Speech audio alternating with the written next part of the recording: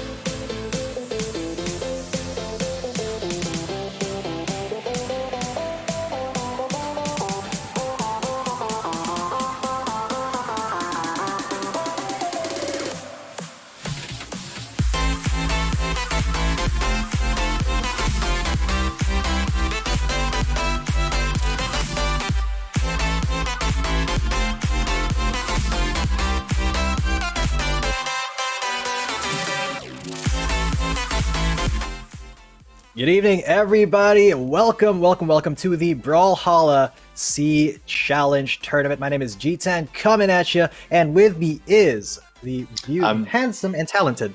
There we go. I'm Kyler Ellis, and man, am I excited to be tonight. We've had a bit of delay, but we are ready to get into it.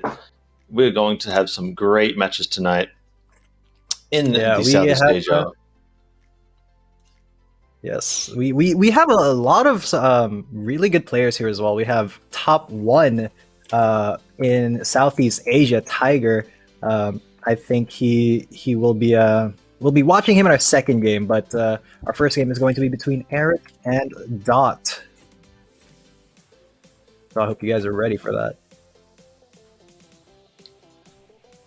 Now, Eric, I know, has been placing in C a little bit recently in the tournaments this year. I'm not sure exactly how high, but Dot, I feel like I recognize the name. They might be up around there, maybe the top 16, top 12 mark.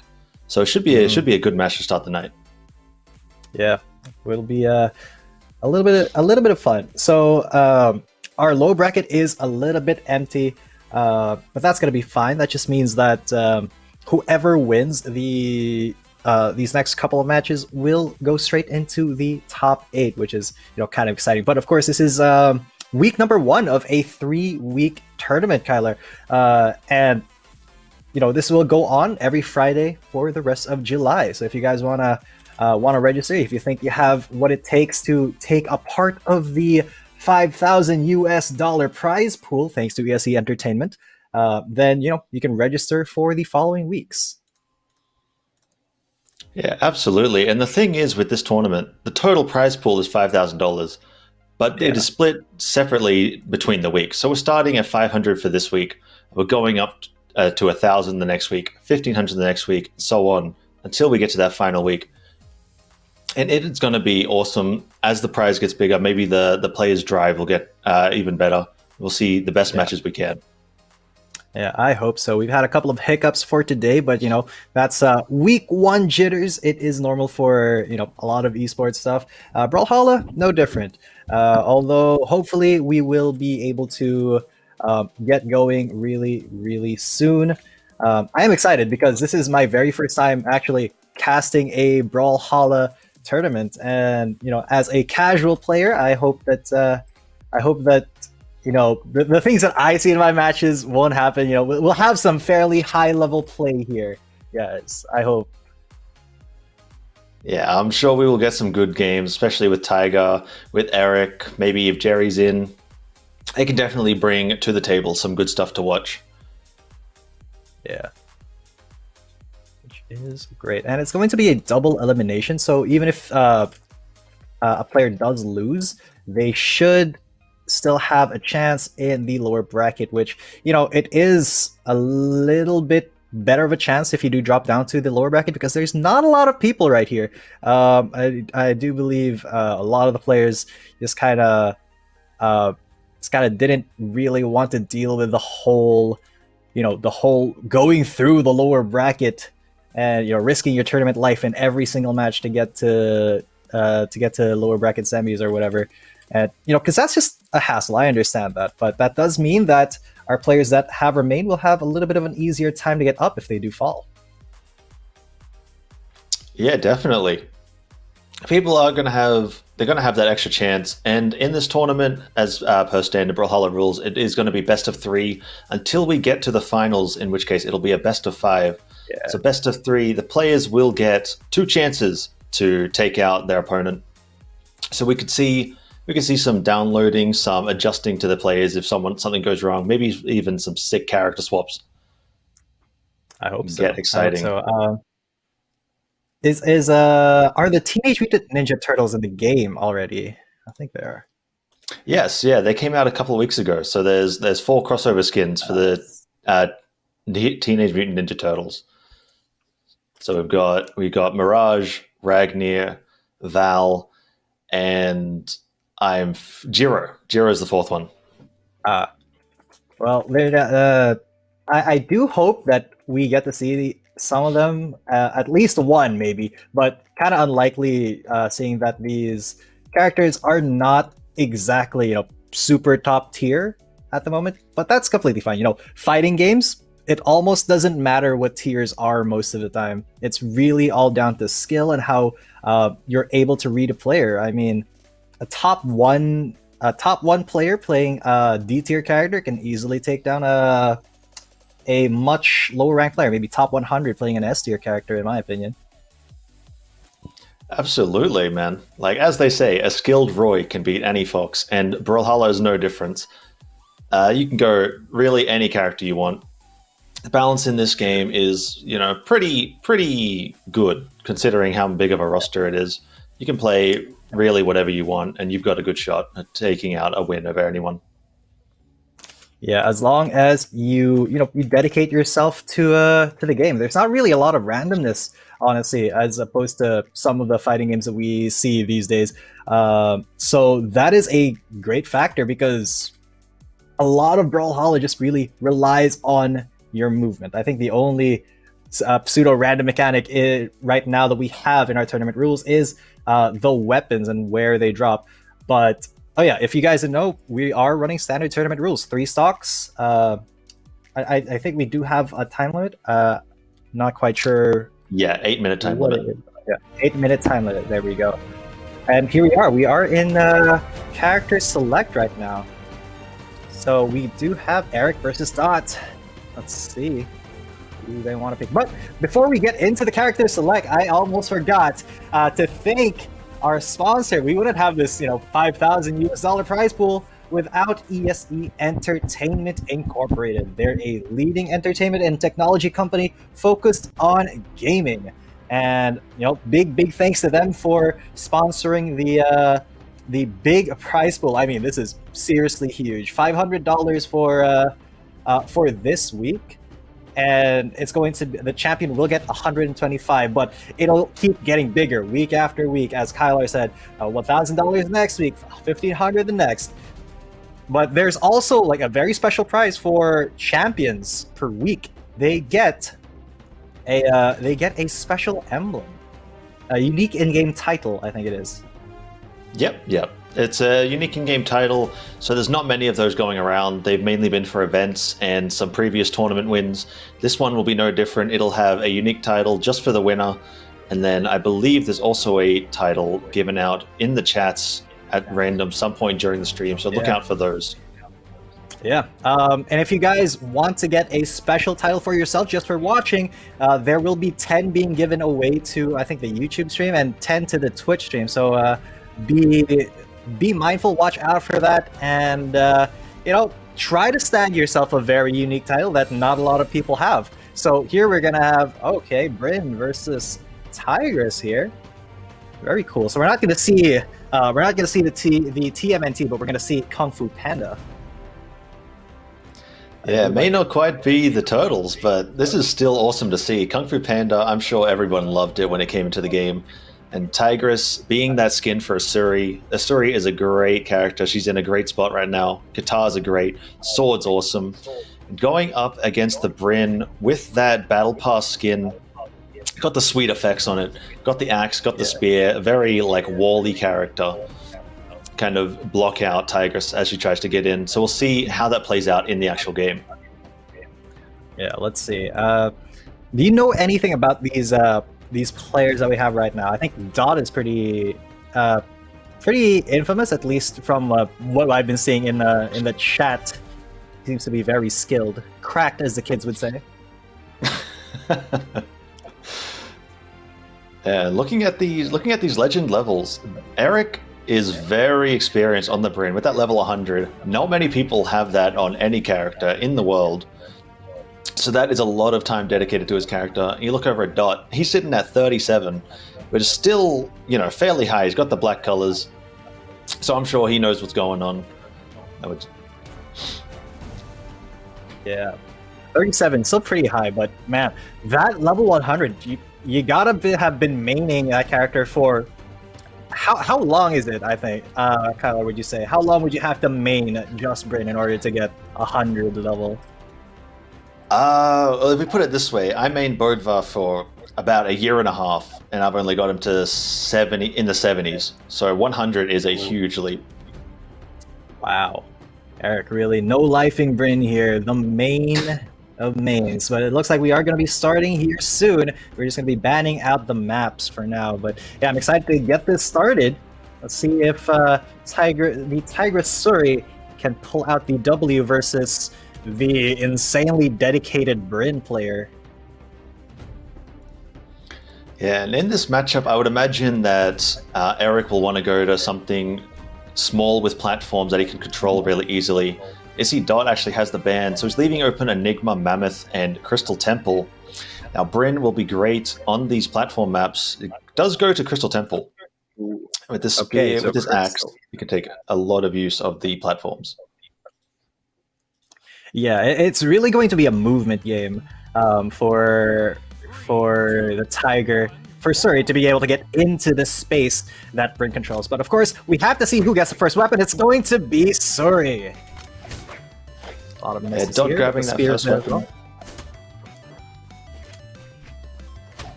Well.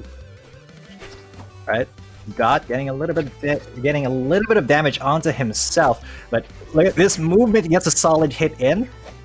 Eric, look at how they're just dancing around each other. They're not even committing to many hits, but Eric just takes a lot of hits from Dot right there, already into orange now. Yeah, that was huge from Dot. Eric's is almost in the red already, but Dot has taken quite a bit of damage as well. Here, Eric's getting this opening with the spear. He might look for the kill here. He could definitely get a huge edge guard.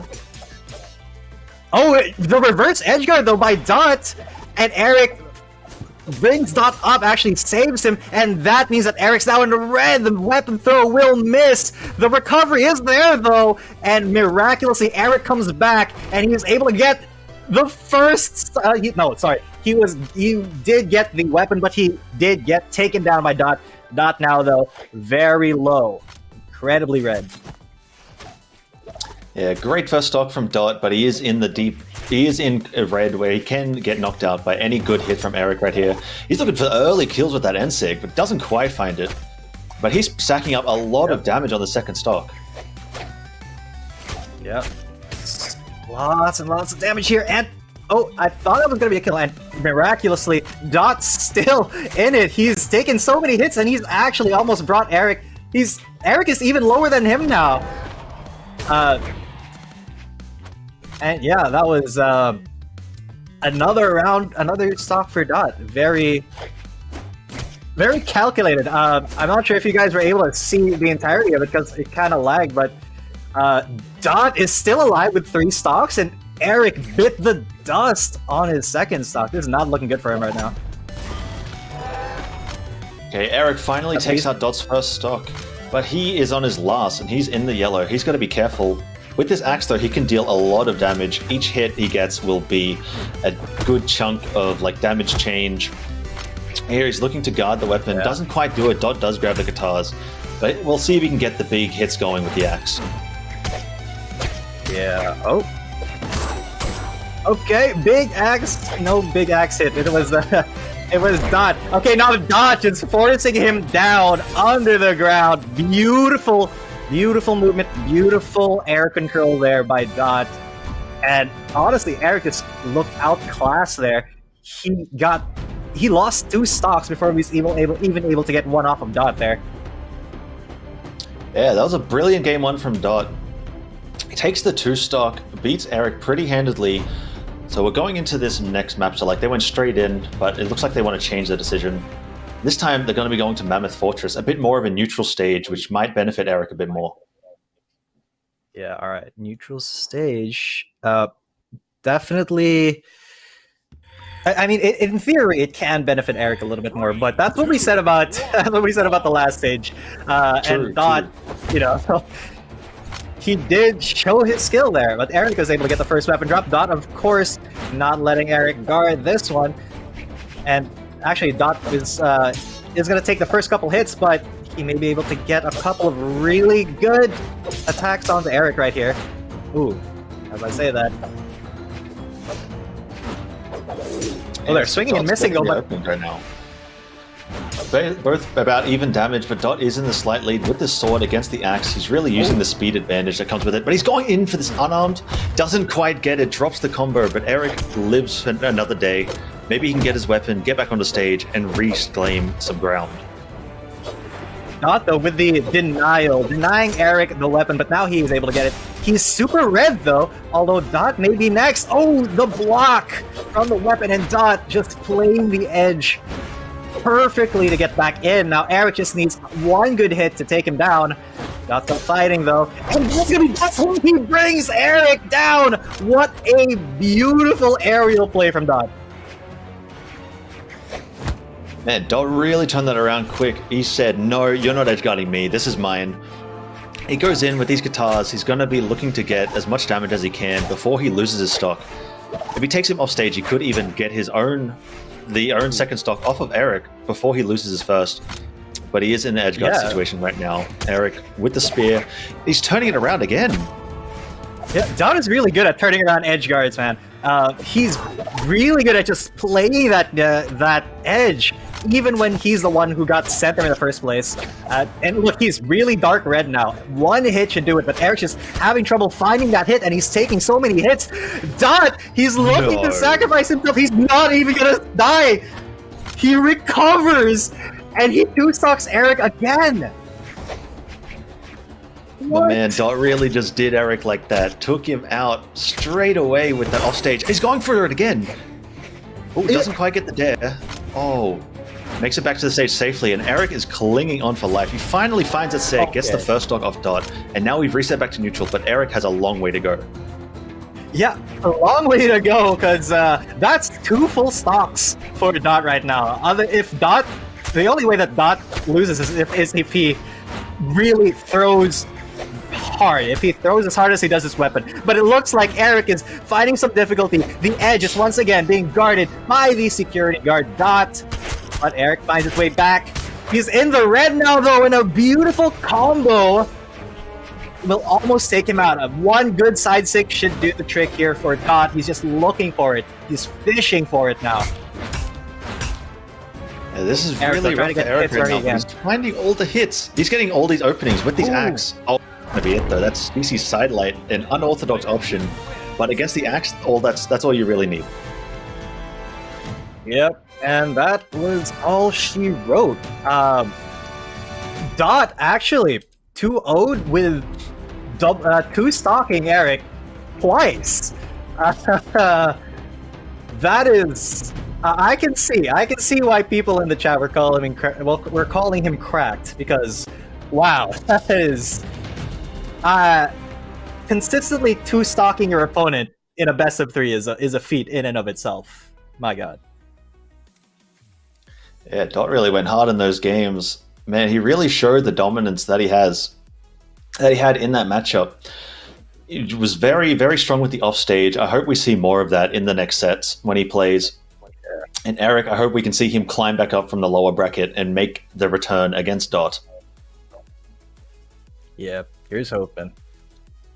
All right, but before we get into the next match, which is going to be the rank 1 in C, Tiger versus Not Green, we will be having a little bit of a break, just 5 short minutes, guys, just for everybody to reset, for the players to prepare, and we'll be right back.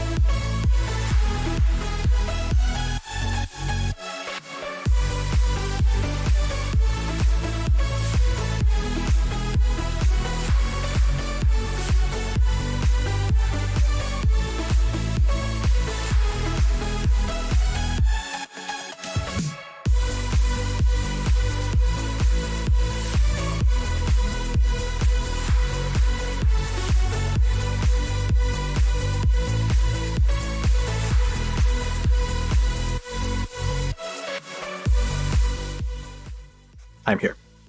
All right, welcome back, ladies and gents. We are now in our second match. My name is G10 coming at you. With me is Kylar. We'll be your casters for today. And now we're going to be casting and watching a very, very hype match. We have Tiger, the rank 1 player in Southeast Asia versus Not Green. Yep, so Tiger, the absolute king of Southeast Asia, has never lost an official tournament 1v1. In 1v1, actually. He has lost a couple 2v2, but on 1v1 he is undefeated. At LAN, internationally, he's always placing pretty well. So he is going to be an absolute beast going into this. Can't wait to watch him. Not Green, I'll be honest, I don't know who this is. I'm hoping they are some secret absolute monster that can give a good show to Tiger. Well, I know who he's not. He's not Green. That's Definitely right there. But there are some players who go undercover in tournaments, but I'm not sure if this is the case here. I just want to see him put up a fight against the best 1v1 player. He even has the title 1v1 World Champion 2020, which is that is huge. That is big.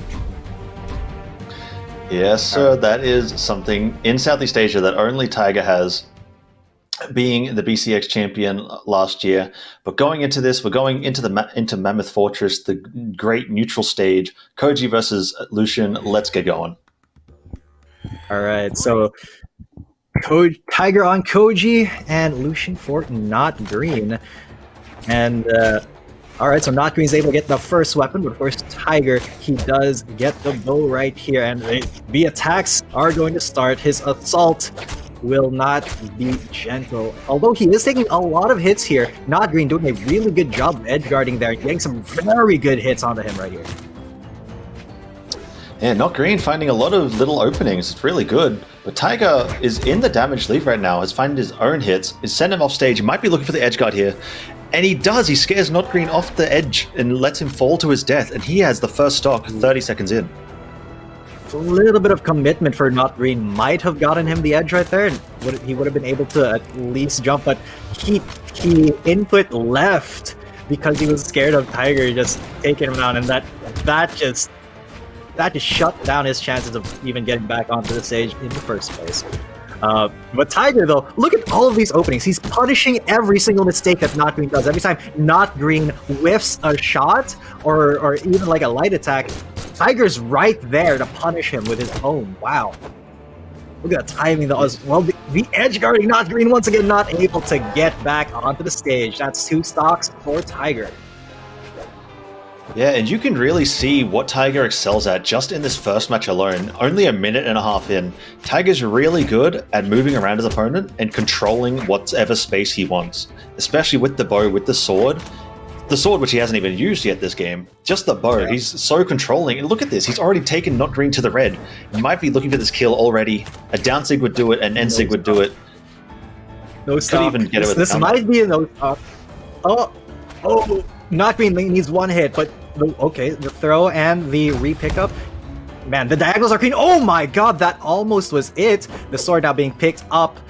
Tiger, he just needs 1 hit, 1 side sig, but Not Green. He's still fighting. Signs of life, but Tiger, his weapon throws are so clean. His diagonals are on point, and now this should be the kill. That's a 3 stock for Tiger. Man, Tiger going absolutely beast in that game, and you can really see what makes him so good. May have had a rough start. Not Green got those few early hits, took him to the orange fairly quickly, but once he found his footing, it was impossible for Not Green to get in. He couldn't figure out what to do in that game. Tiger destroying him there with the 3 stock. Yeah. So now Not Green's he's got to figure out something. He has to, because you can't just do the same thing twice in a row and expect it to work against Tiger. And it's not even that. Like, the minute adjustments that Tiger does in the middle of a game, he adjusts to his opponent as well, and that is just a huge part of winning a 1v1, is being able to know your opponent better than they know themselves. And Tiger just, oh man, even unarmed, he's so deadly. Yeah, you couldn't have said it better. Knowing your opponent better than they know themselves, that is his forte. And look at him, so controlling again. He's already got Knock Green into the red just with this sword. We saw the bow dominate last game. This time we're seeing the sword. He could look. He's looking for this kill already. The edge guard. He's got the weapon throw. All he needs is one more hit. Oh, Doesn't quite get it. Green does. He does make it back, but will it be enough? That is always a question that you gotta ask, because when you're going up against Tiger, it's never enough. Look at that. Another first stock by Tiger, and he's just on the yellow now. He's not even orange or anything. Yeah, this. Oh man, every single whiff is awful punished for Knock Green. Such a big lead that Tiger has right now. Knock Green, he's look at the blasters now. He found a lot of success with the guitars last match, but now blasters. Hopefully, he can space out Tiger a bit better. Yeah, I mean, here's hoping, but really, even when he does use his blasters, right, he uses them for space, but he whips his shot and Tiger is there instantly. It's like he doesn't care. He just dances around the hitbox, but he might die right here. He might... Oh, Not Green risking so much to try to take one stop off from Tiger. Big win from Tiger, but no punish. Not Green just looking for a solid signature right here. Tiger, though, he's looking for the same thing, and he's the one who's gonna get in another 2 stocks, but he's so red. Not Green could take off a stock from him, and honestly, that is a huge achievement, taking a stock off of the 1v1 king. Let's see if he's able to do it right here. Yeah, this part of the game is where Lucian really struggles. He's one of those characters where they're great at building up damage, they're great at finding early kills, but when it gets a bit later, that's gonna do it! The 3 stock already from Tiger. With that bow ground pound, is going to 6 stock Not Green and make that a 2-0 victory. And this is why. This is why Tiger is best in C, rank 1 C. You can see exactly how he plays around his opponent. It's like he's... Alright, so you know how the pistols, they have a hitbox that extends a little bit like this, right? And then Tiger is on this side of the bullet. And then when the hitbox expires, he's right in your face. That is insane movement and control. That is mind-blowing to see, honestly. Yeah, that's just mastery of the character, mastery of the game. Seeing from the best player that this region has to offer. And man, I didn't even get to finish saying that part of the game where Knock Green had him, that's where Lucian really struggles. He's great at getting early kills, great at building up damage, but finding the kills when they're at that later damage is so hard because everything is so telegraphed with the blasters, with the guitars, and it's so punishable. Yeah, and that was just the bread and butter to Tiger. And because at high levels, right, fighting games are all about punishing your opponent's mistakes. And that is exactly what Tiger did all the time. If you noticed, Not Green, a lot of the time, he was the one making initial aggression. But when he tries to go for a hit, Tiger is the one who controls his space, dodges the hitbox, and then goes in. He's the one punishing all those mistakes. And really, he doesn't give any space for anybody to punish anything he does. Yeah, so that's pretty much the story of Tiger. Control, domination, doing whatever he wants to whoever he wants. Man, this guy, and it's not even, he can play other characters too. It's not just his Koji. He can play Bodvar, he can play Terrorist, he can play Bryn, he can play Ragnar. So we'll see if he picks any of those up in this tournament. Yeah, we shall see. And of course, being the 1v1 champion, we kind of expect to see him in grand finals. So it's not a foregone conclusion. He could still drop out. It is unlikely, but I do hope we get to see that high level when we get to the grand finals later on. But we will be going on a little bit of a break right now as we wait for the next match. My name's G10 coming at you. I'm Kyler Ellis, and we'll catch you soon.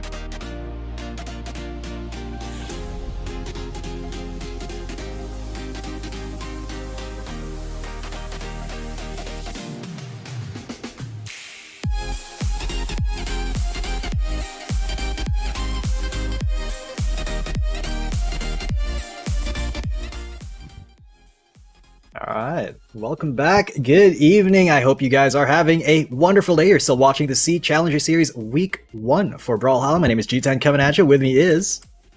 I'm Kyle Alice, and man, we are looking good tonight. These first two matches we saw were excellent. Smooth. So this next match we're going into, we're going to be watching Rente versus Cyclone. Now, Cyclone is a name that I recognize. I don't have too much information on them, but I do recognize the name, so they might be about top 16, maybe top 32. Or Rente, I do not have information on them.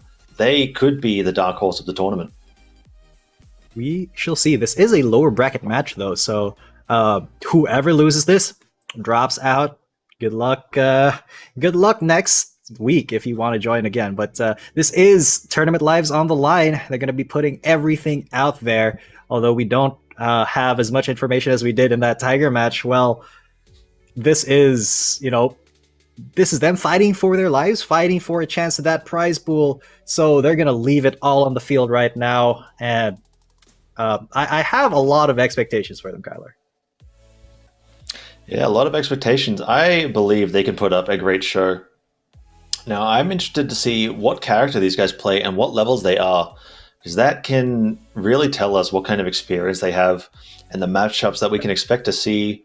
From the characters, you can see what kind of maps they might be looking at, how the match might even play out before we even get in. Yeah, but I mean, it's just like a ballpark thing, right? Because we saw Eric's Bryn, level 100, insanely leveled, main for years, just got absolutely decimated by not green. Oh, sure, wait, it was Dot. It was Dot. It was Dot. It was Dot. It was Dot. Yeah, like you said, those levels they can show your experience, but they don't exactly show how good you are on that character, or maybe in that specific matchup, or as a player. So we could see, maybe we see them bust out a level 2 character and go absolutely beast mode on it with the 3 stocks, just like we saw in the last Tiger match. Who knows? Who knows? Yeah, we shall see. I do hope that we get to see them very soon. It does seem like Cyclone may be offline here on Discord, so not sure if he will show up. I really hope he does. I want him to, not drop out without putting up a fight. So fingers crossed, guys, that he comes back. Fingers crossed that we get this lobby going soon. Yeah, I really hope they come in. But while we're waiting for them, if you've just joined the stream, we're doing the Southeast Asia Brawlhalla Challenger Series sponsored by ESE Entertainment with a $5,000 total prize pool, 4 tournaments spanning the July each Friday. This is week 1. We're starting at $500, going up an extra $500 each week until we hit the 2,000 and the 4th and final tournament. That will be awesome. Rente has just joined the lobby, so we're still waiting on Cyclone. But we are getting one step closer. Yep, one step closer. And Rente, he may show us his hand right here. His character may be a Cassidy. He does have that golden crown right there. So level 13 though. Not sure if this is going to be the final pick, but it's nice to see what options we have on the table right here.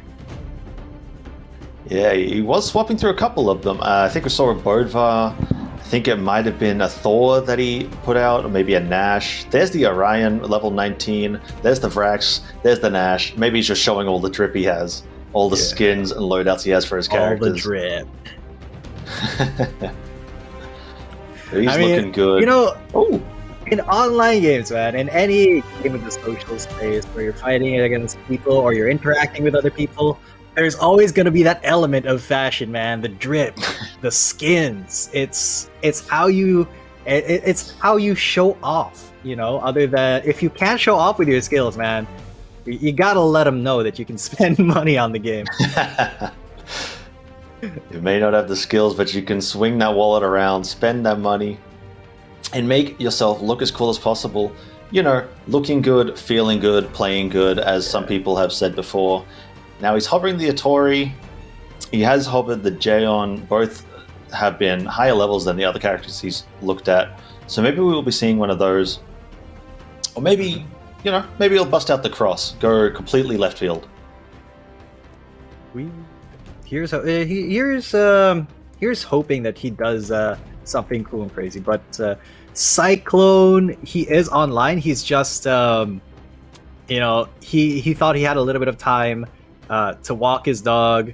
You gotta let your good boys and good girls out, man. You gotta walk him. You gotta give him some exercise. It's just unfortunate that he had to do it now, because I think on the actual tournament bracketing site it says he had 5 minutes to check in, so we thought, I maybe have a time to squeeze in a quick walk, and now we're on stream waiting for him. So Cyclone, if you're hearing this, if you're watching somehow, a little bit of hustle, buddy. Yeah, I mean, I guess he's got his priorities in order. Getting this dog some exercise takes precedence over Brawlhalla, but he should be in here soon. The wait won't be too much longer. Hope his dog is nice and healthy, and hope that can make him nice and healthy, ready for the game. Got that blood flowing, got a little bit of oxygen, fresh air. And come into this match ready to go. Yeah, I mean, here's hoping. I just hope that he doesn't he doesn't reach a time limit for a DQ, because that'll be very, very unfortunate. Definitely would be. Yeah, there is a pretty Because- long DQ timer. I think it's about 10-15 minutes, so there is plenty of ample time. I'm sure he can get home in time. Yeah, here's hoping. It's just unfortunate if he doesn't, though, because this is the lower bracket. There's no second chances after this, and if you die to a DQ here, that is the opposite of a feels good, man. That is not very poggers. Not very poggers indeed. I actually forgot that it is a lower bracket, so yeah, you're right. This is his last chance. He needs to win here. Same with Rente. They need to win here to move forward into the tournament. Hopefully snag that top 16 spot, I believe. No, they're fighting for a top 8 spot, actually, in the lowest bracket. So that is not something you want to let go. Yeah, because I believe even if you're top 8, you do still get like $20. Like top 8 overall, you get $20. At least now, at least this week, because prize pool is $500. The winner will get $125. Runner-up $75. But of course, the rest until the 16th, until top 16, everybody gets like a little bit, which is great, because not a lot of tournaments have like, staggered prizes for other participants. Usually, it's like first 3 or first 4 will get all the money, and then everybody else is like SOL. But it's nice that ESE Entertainment has given us a lot of money to be able to distribute to deserving Brawlhalla players. Yeah, definitely.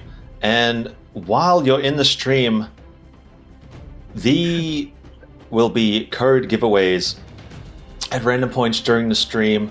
I believe there's 10 going to the Twitch viewer base, 10 going to the YouTube viewer base, so look out for those. You can get a sick title that will be unique to this tournament series on your account that no one else has, and that will be awesome. You can flex, you can show your own drip, make your flex to your friends, look cool at yourself. Yeah. I mean, you may not have the 1v1 World Champion 2020 title, but you can have a Brawlhalla SEA Challenger Series title. It's just almost as good. Just as good. Yeah, pretty much the same thing. Absolutely the same thing. All right, but I mean, speaking of, man, I still want to talk about the match we saw earlier with Tiger versus Not Green. That was absolute insanity. Because I know you could tell how excited I was to be watching it, to be seeing how Tiger, the rank 1C player, plays, and I was not disappointed at all, Kyle. I'm gonna tell you right now, that was some of the highest level Brawlhalla play I've seen. It really was like watching Mike Tyson in the ring with a toddler. That is a pretty good comparison. Tiger definitely. I mean, I've played him before. Some games it definitely feels like that. Some games it just feels like there's nothing you can do. It's you against the world against Tiger. He's such a dominating player. He gets his way to play, and he forces you into it. He does what he wants to do. He can look for something. He can look for an option. It may feel like it's obvious, or you can tell that he's going for it. He'll still get it 9 times out of 10 because he has like a mastery of control of his character of Brawlhalla. Man is just a monster. Yeah, and really, it's there is a study out there. I've read it before that top esports players actually think faster physically than normal people. Their brains are, after years and years of training, their brains kind of, they adjust. They hardwire themselves to think differently, to think faster, to react faster. And it's understandable after having, put thousands and thousands of hours into a game that, like, your brain would kind of rearrange itself in order to, make yourself more efficient at that game. And Tiger is just he just kind of showed us what that looks like, what it looks like when your brain is cracked on Brawlhalla. Being cracked on Brawlhalla is definitely something that you want to be. But finally, we're going into this game 1 of Rente versus Cyclone, the Jaeon versus the Black Knight on the Demon Island. First time we've seen this map tonight, I believe. I hope I'm not wrong there. But let's get into it. Yep, both of them sporting diamond borders right here. 3, 2, so fairly even fight. Let's see if we can get a little bit closer. We've got very dominating fights for the past 2 games, but it's going to be Rente grabbing the first couple of hits here. Cyclone, though, with his rocket lance, is going to get a couple of good hits, but it is Demon Island, so there's really not a lot of maneuverability. It's just an honest stage. Yeah, and Cyclone may have just finished walking his dog, but it looks like Rente is trying to walk Cyclone with those greatsword strings earlier. But now Cyclone with the lance versus the sword is in a pretty good spot. Rente throws away his weapon, doesn't get the hit, and now he's in an awful spot. Cyclone can look for an edgeguard hit. All right, Rente was trying to look for trying to walk Cyclone there, but Cyclone, if he was the dog in this situation, he put the leash right onto Rente right there. Trying to go for the edge guard, just barely misses it, but still gets the side stick. First stock for Cyclone. He's got the dog buff, man. He's got the outdoor buff right now. Yeah, Cyclone, he's got the dog buff. He's got the alpha buff. It's going to be the alpha in this match. Rente, it was a little bit of a pause while he might have had some lag, but they're getting straight back into it. Cyclone on the lance, looking for the early damage. Rente back on the sword. This matchup was not going very well earlier, and there we go. Cyclone's caught the dodge. Ooh. Now, into red health, Cyclone. That was a really good string from Rente there, but he can come back. Just ground pounds could be the thing. Oh, the edge guard. I thought that Rente had a little bit more in the tank, but Cyclone 2-stocking already. He is red, so one good hit should do it, but Rente's having trouble finding that one good hit. Oh my god. Even Cyclone, unarmed. Wow. Unarmed. Hey, who needs a weapon? That This guy's was just insane. Yeah, who needs a weapon? Cyclone doesn't. I mean, if there was a leash, he would be the master of it. Yeah, this is when you're trying to walk a German Shepherd and he just takes off running. That's what's happening right now. And Cyclone just free-stocked Rente right there. And I think there was a couple of problems with Rente's internet, but still, that doesn't delegitimize the win of Cyclone, because that was a very, very clean round from Cyclone right there. Yeah, that was awesome to see. He really showed that he's got the experience on the lance. Rente, he was looking good with the greatsword. With the sword, he did struggle a bit, but now he's switching to his own lance character. Sir Roland with the King Knight crossover. Now with the sword and the lance, we'll see if he can step up to the Black Knight. All right, sword and lance versus lance and spear. We got the King versus the Black Knight, which is ironic because the skin for Cyclone's Black Knight is white, and Rente is the actual Black Knight right here. At least, you know, if we're talking in terms of color, Cyclone gets the first hit, but Rente is able to get his own rocket, lance right here. And oh, he's starting to run on Rente right here. Great combos. He hasn't taken a hit at all. Yeah, and with these lances, like Cyclone's got a huge lead right now, but especially with these lance matchups, you're going to see them want to carry each other off the screen as early as possible. Hit those 0 to deaths, but Rente with the sword is looking to make a comeback. He's playing a bit slower now, not getting caught as much by Cyclone's attacks and baits. But he does. Cyclone does get the hit there. He's going to get the edge guard. He goes for it, doesn't quite get it, but he does get the down heavy. Oh, is that going to be it? That's it. Cyclone takes the first stock a minute in. Yep, good stock from Cyclone. This could be the start of the start of the end for Rente because, all right, so Cyclone is just hitting orange now after a full stock, and Rente already in yellow. He's just having trouble finding hits, man, and Cyclone is just where Rente needs to be, honestly.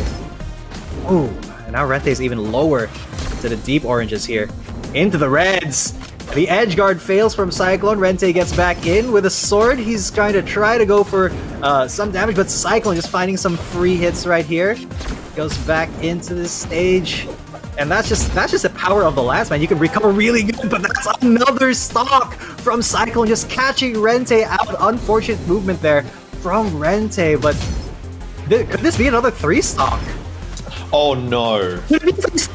Now! It's the stock immediately after he respawned! Cyclone cracked? Hello? Oh man. We were saying, Cyclone's been let off the leash. He might be the alpha in this lower bracket. He 3-stocking that game, like with the lance too. That is something that is something special. Man, what a game. Man. Did he actually drop stock that entire best of 3 though? I think he did lose a stock in the first game. Okay. One stock. 6-1 though. That is incredible. We did see Tiger just go 6-0, but that's Tiger. This is Cyclone. We don't have too much information on, but definitely he's showing his chops right now. Being just an absolute Chad in that matchup. Nothing more to say. Yeah, definitely. I mean, Cyclone, like his name says, he dragged him away. Took that win swift to I think each game was only maybe like 2 minutes, a minute and a half. So they were fast as 3 minutes. I don't think we even reached 2:30 on the last one because that last stock was super fast. You saw Rente respawn, get thrown off the edge, and then just get air comboed by Cyclone again and again. That was something else. Now, after this match, we're going to go into a quick little break to get ready for the next match, give the players some time, give us some time. And I'm Kyler Alice, and I'm with G10 coming at you. We'll see you guys when we come back. Stay tuned.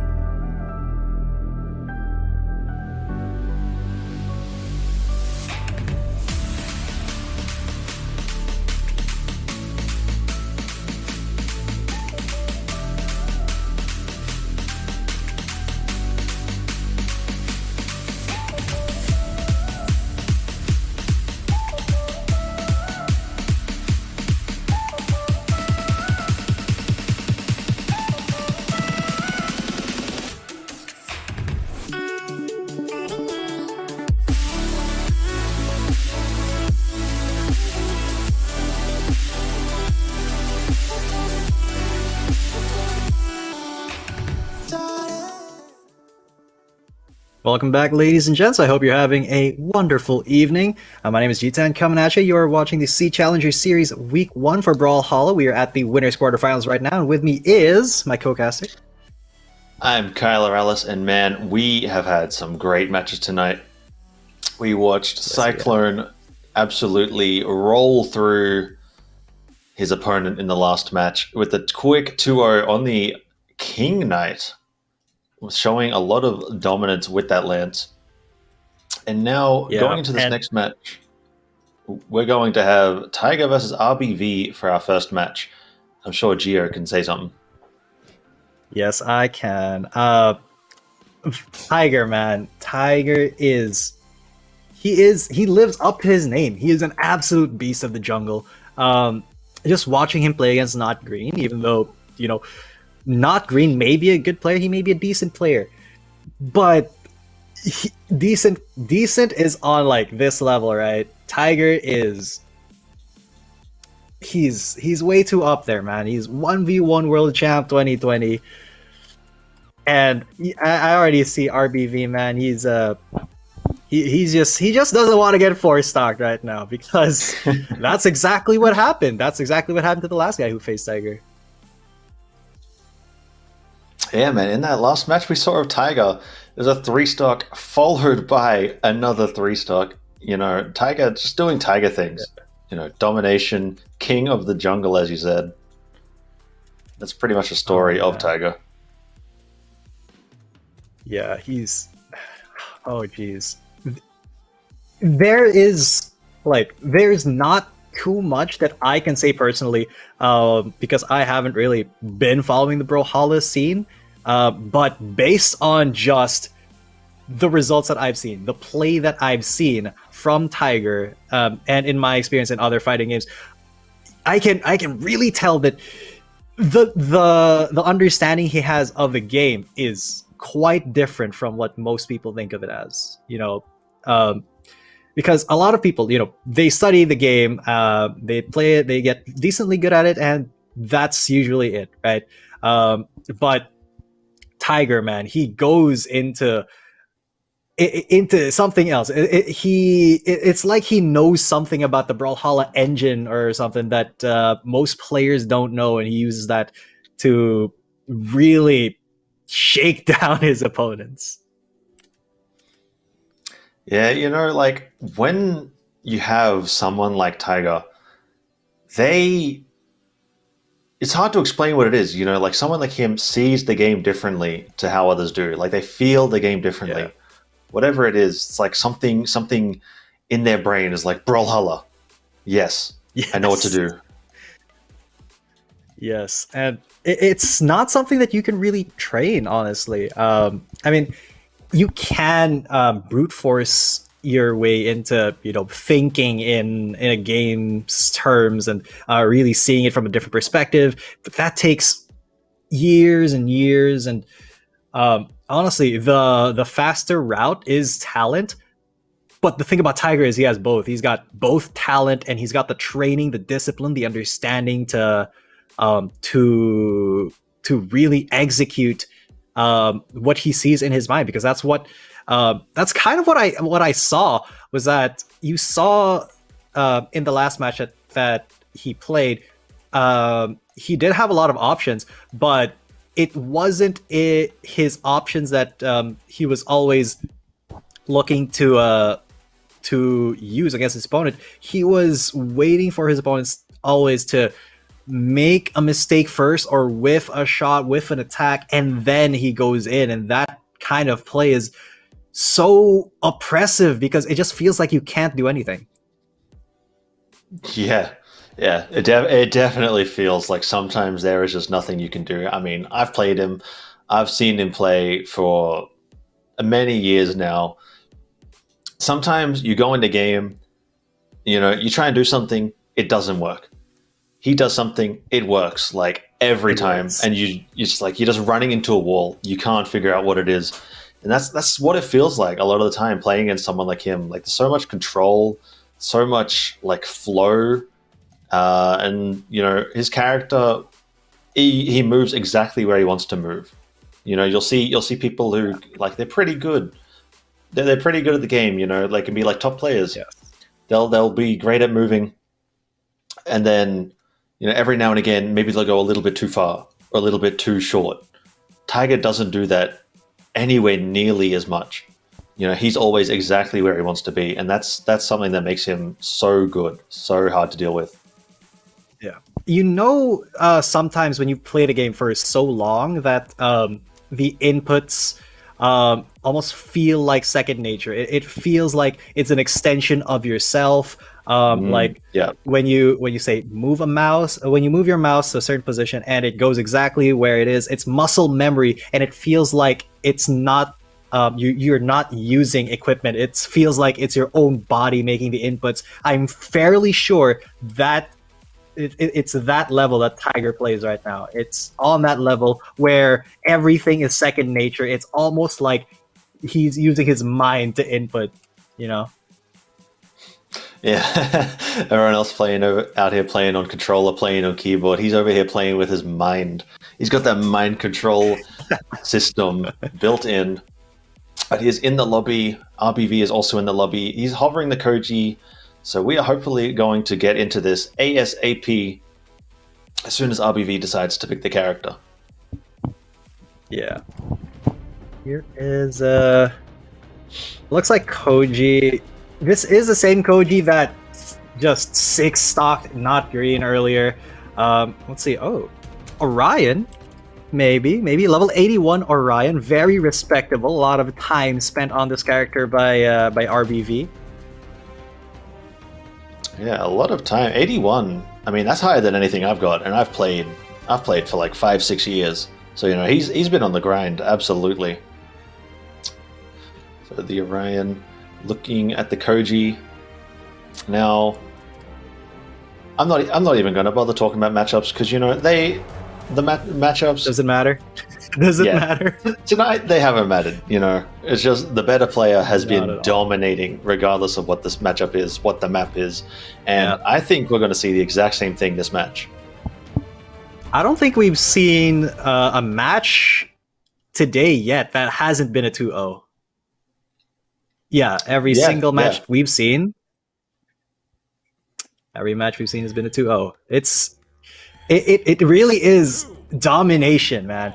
And that's just the story of Tiger. That's his whole playstyle, and he will get the first weapon pickup here. Few seconds of very deadly stuff for RBV, and he's going to get denied. But okay, finally he gets his lance, but Tiger's just on him 24/7. A ground pound will do so much damage, and wow, catching RBV, punishing his mistakes. Oh, this could be it. RBV, can he recover? The edge guard. Oh, Tiger just barely missing the down dag. It doesn't matter. He still gets 6 stock. Oh no, dude. 30 seconds, first stock. Tiger, being the Tiger he is, he's chasing down his prey. He's getting on them and he is not letting go. And the strings he's been going for, they're definitely unique. And look at this, he's already built it up to the orange. He has a huge lead right now. Going with the same one. It didn't quite work that time though. He is still, oh my god, even unarmed, he's getting these hits in. You see how every single whiff, every single keep out, he's punishing, and that is absolutely the way that you should be playing. And another stock for him. A little bit aggressive from RVB, trying to get a stock onto Tiger, but the reverse Uno card will be pulled out here. Tiger once again, he's on the warpath here. RBV though, he's gonna get some good hits in, brings him to the red. Will he be able to get a stock though? I mean, he's fighting for it. He's got Tiger on the edge now. Maybe he can look for it. He gets a second down sync that's just barely not going to do it. Looking for this edge guard with the lance. Reads high, doesn't quite get it. Goes to the down sync. Tiger's getting in with unarmed. He's picked up the bow. RBV hasn't gotten the stock yet. No, and he just really needs one hit. He just needs one good hit here, but that's what he can't get. Look at Tiger just dancing right out of the range of his hitboxes, edge guarding with his arrows as well. Ooh, that's a good hit, but look, he's already in the same amount of red. RBV is he needs to take care of that, and that will be the stock But RVB, now he's sweating, and Tiger is chilling with 2 full stocks ahead of him still. RVB is just 1 hit away from death, and that's going to be that exact hit. Tiger will drop 1 stock, but that's still the game for him. Man, you know it's good when getting 1 stock is hype. Yeah, Tiger's destroying this. He's rolling through every opponent that he comes against, and they're going straight into it. No waits, no breaks, just speed running straight in. I think they went to Brawlhaven this time. This would be the smallest map that we have. Yeah, it is Brawlhaven, the tiny map. 3, 2, 1. This is going to be a lot of trouble for RBV though, then, because with a lance, you want to be able to have a little bit of maneuverability, and Tiger with the sword, he's already starting to go on a tear. He's looking for those strings. He's getting them. RBV though will be able to get the lance, but the lance is not that great against Tiger because the wind-up and the end of the animation takes a little bit too long, and he can punish, and that's exactly what he's doing already in red. Edgeguards throws the weapon, gets the first stock. Tiger just very clean play, dominating RBV once again. Although he has been brought to the orange. Yeah, it seems RBV like in each game, it seems like Tiger. Oh my god, RBV with the GC NSIG. It's going to catch that. He's actually evened up the stocks for Tiger. This is the first time we've seen it tonight, all night. But as I was saying, the thing with, I don't even remember what I was saying. That NSIG was amazing, but Tiger is already back in control. He's got the down SIG, he's got the down lights, he's got the NSIG, and he's taken out RBV's second stock already. We're looking in trouble. A full stock up. He didn't even get hit once in that entire time, but now he's getting hit a little bit. Unarmed gets a couple of good hits in, but RBV really has to be careful. He can't afford to just be throwing out attacks willy-nilly. There has to be intent with it. Just like Tiger right there. There's so much intent. Every single shot of his, every single hit lands because he calculates it, because he predicts where RBV was going to be, and it's almost like he can see in the future. Yeah, this guy, look at the mask he's got on, man. He's got something funky hiding behind there. Some sort of special vision that he's got. He gets to choose. Maybe he's not predicting. Maybe he just chooses where the opponent's going to go, because that's what it looks like. He's got so much control in all of these games. I mean, his hit to miss ratio must be, insane. Yeah, he's honestly, just different. Built diff. It really is like that sometimes, though. Sometimes you will just get a player who's either been training forever, seriously, or is talented. And luckily for us, we have a mix of both. Tiger's been on the grind forever, and he's insanely talented, and that just gives us this absolute beast who is, rolling through winners right now. He's chilling, man. He's chilling. He's lost 2 stocks this entire tournament, and both of them were in that match. Yeah, I mean, this guy. What do you do? I mean, we'll have to see if he even loses a game before the tournament's over. That's how good he is. But RBV put up a great fight. But after this match, we are going to be going to a quick little break. A quick 10-minute little break. I'm Kyle Morales, and I'm joined by G10 coming at you, and you're still watching the SEA Challenger Series Week 1 for Brawlhalla. Don't touch your tab. It's tabs now. It's not the remote. We're not on TV. But yeah, stay tuned, guys. Get your special title in I think it's the comments, right? I believe it is the chat on both. YouTube on and both Twitch. Streams. Yeah, YouTube and Twitch. Yeah. So stay So we'll see you tuned. We soon. will be right back.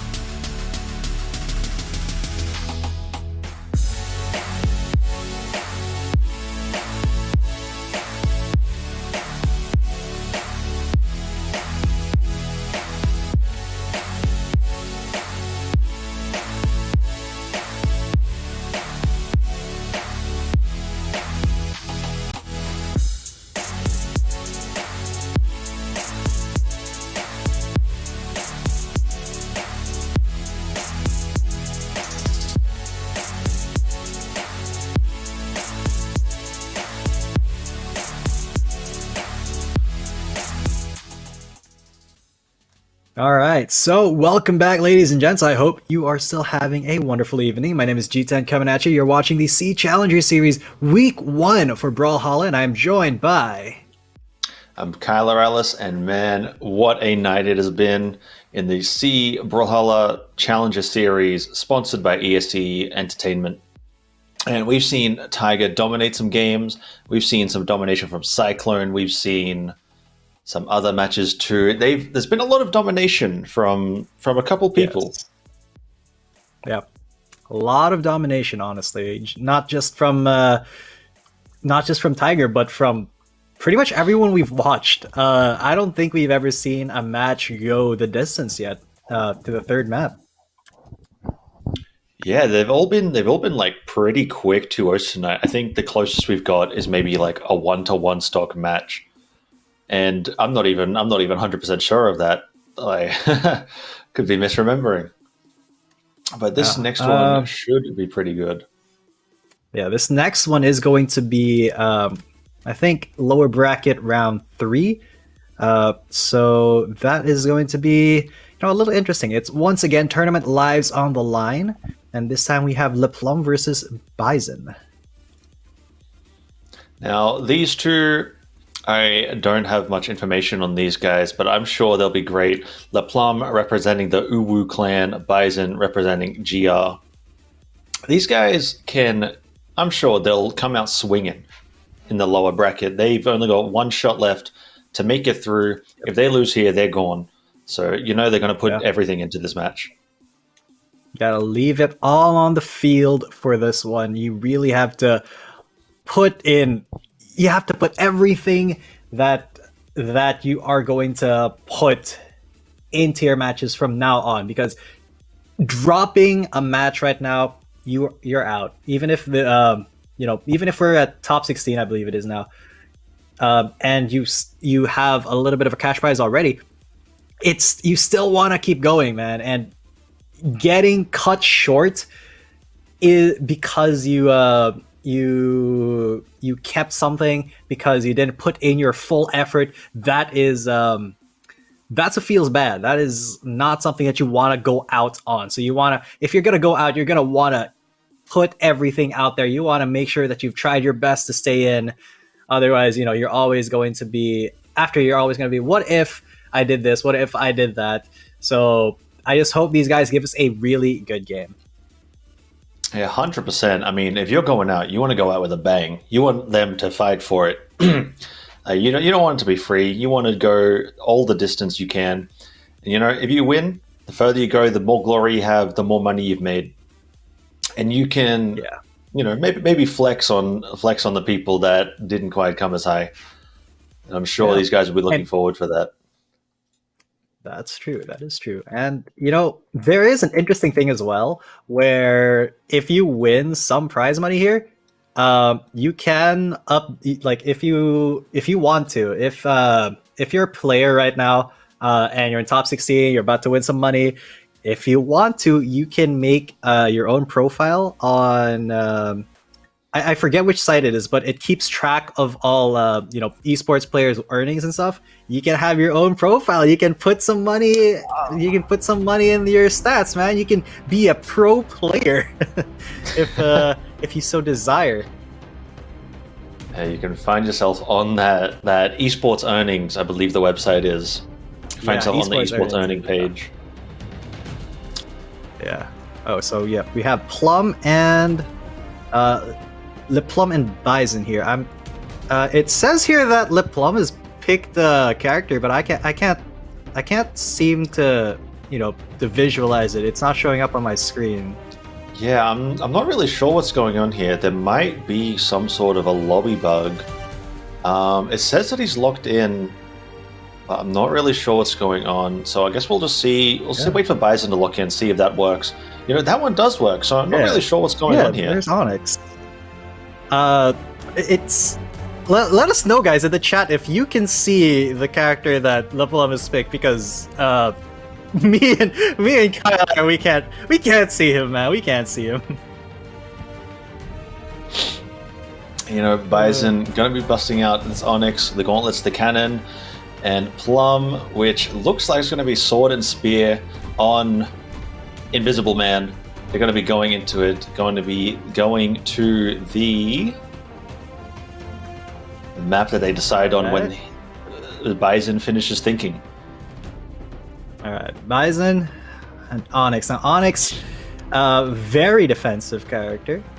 Let's see. Oh, he's actually got invisible himself. Left the lobby. I'm fairly sure that's just the internet, but We'll wait for him to get back. But that should be the lock-in as well, though. These things happen. Good thing it happened before the game actually started. He must have been resetting, but we're going straight back into it. and we'll see what map Bison wants to go to.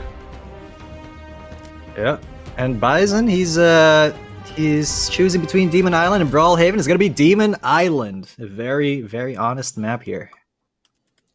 Beautiful. I love coming to this map. I think Demon Island's my favorite map in the game for the aesthetics and the feel of when you play on it.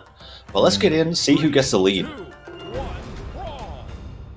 All right, this may be a little bit of a problem for Bison if he can't see the other character. But all right, Plum though getting a lot of really good air attacks as well.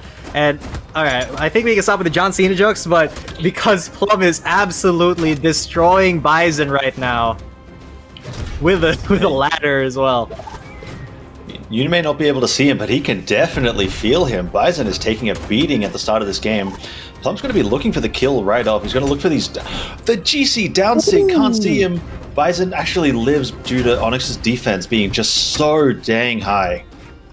But Plum is going to find... He's going to be hunting for that dash jump there off the stage. Gets the kill in 40 seconds with a huge lead right now. Yep. Big lead. He's at the yellow, and Bison, he's having a little bit of trouble finding hits. He's whiffing, and Onyx, he might.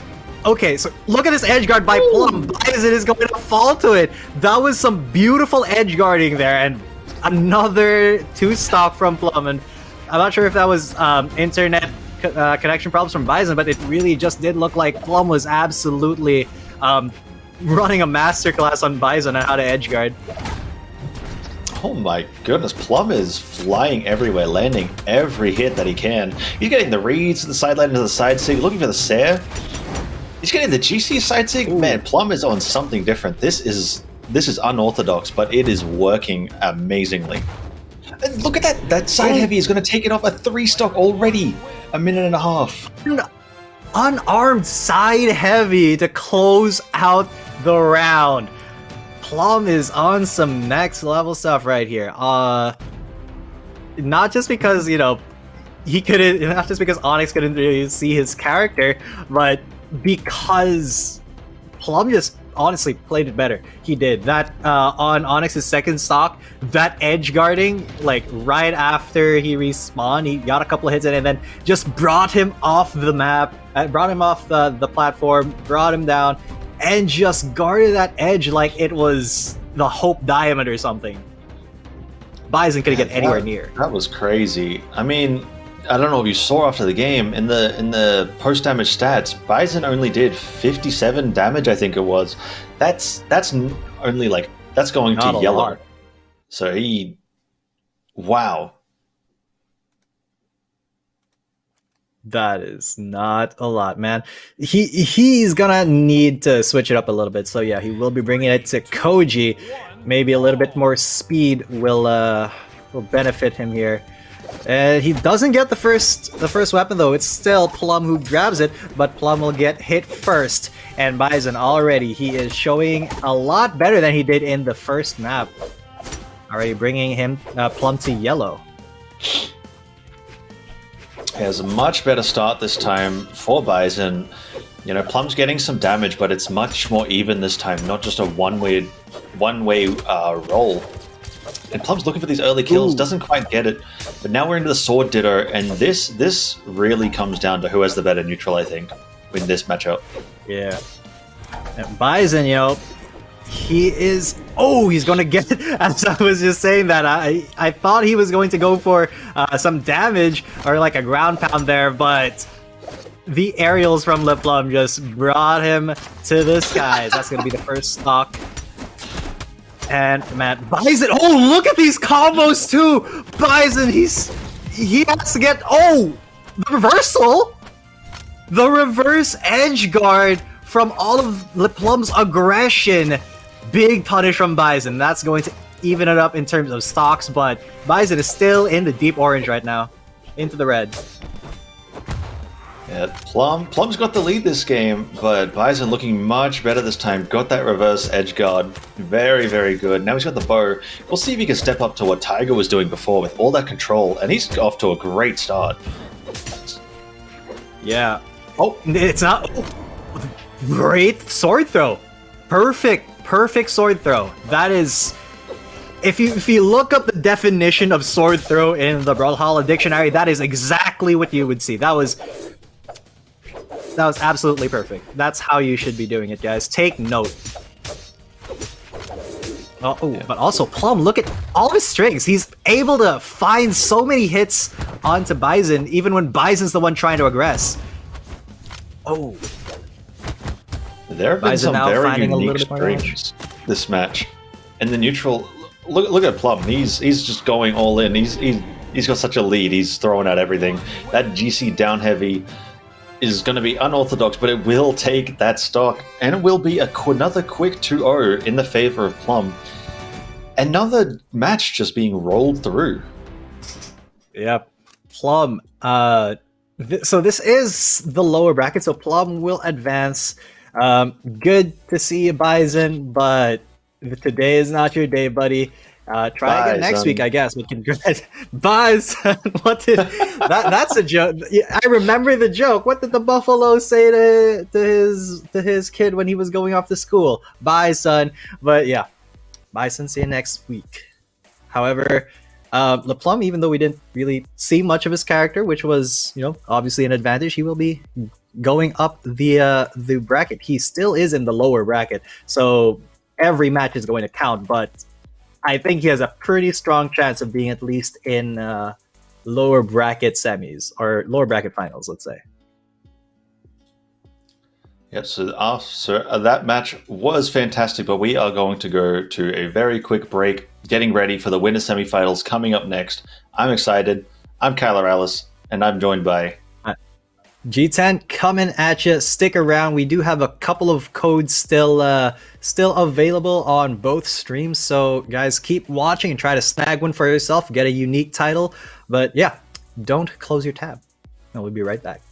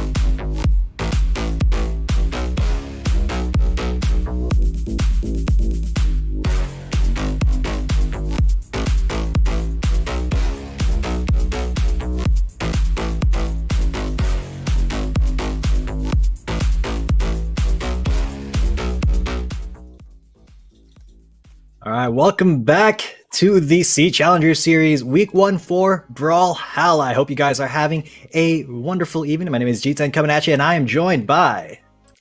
I'm Kyler Alice, and we are going to be seeing Keith the Poo-Poo versus Far in our first match after this break. So, G10, what did you think about the last matches? Well, you know, I really didn't expect the last match to go that quickly. Plum just he picked John Cena, and he used that, man. He used it to his advantage. He brought the same kind of energy John Cena has in the ring to the Brawlhalla stage and got that sweet 2-0, just like a face would in wrestling. Very, very convincing wins, though. Very dominating performance from basically everyone we've seen so far today. We haven't seen a game that has been close enough to go the third map. Yeah, definitely. That Plum match was very good. He was very different with the way he was playing, but it all worked and it flowed together. It was really cool. And I just want to point out, if you look above Far's name in the character select, you'll see his brand new title that comes with this Southeast Asia Challenger Series sponsored by ESE Entertainment. The SEA Challenger title, that looks clean. I wish I had one, but unfortunately I am not a SEA Challenger. But that is just sweet. Yeah, and you guys may be able to get that same unique title. I think we have 3 or 4 codes per stream to give. Still not quite sure, but we will give it out. And if you guys stick around, you may be able to cop this sweet title for yourself. But yeah, Far on the left side, we got Keith the Poo-Poo in the right, and Petra is going to be the pick here for Far. Very interesting pick as well. Let's see what Keith the Poo-Poo, which I'm not sure why, but if you name yourself that, just props to you. You're a braver man than I am. Oh, you never know, man. Maybe it means something special. But going into this, we're going to have Petra. Petra is always a blast to watch. She is an awesome character.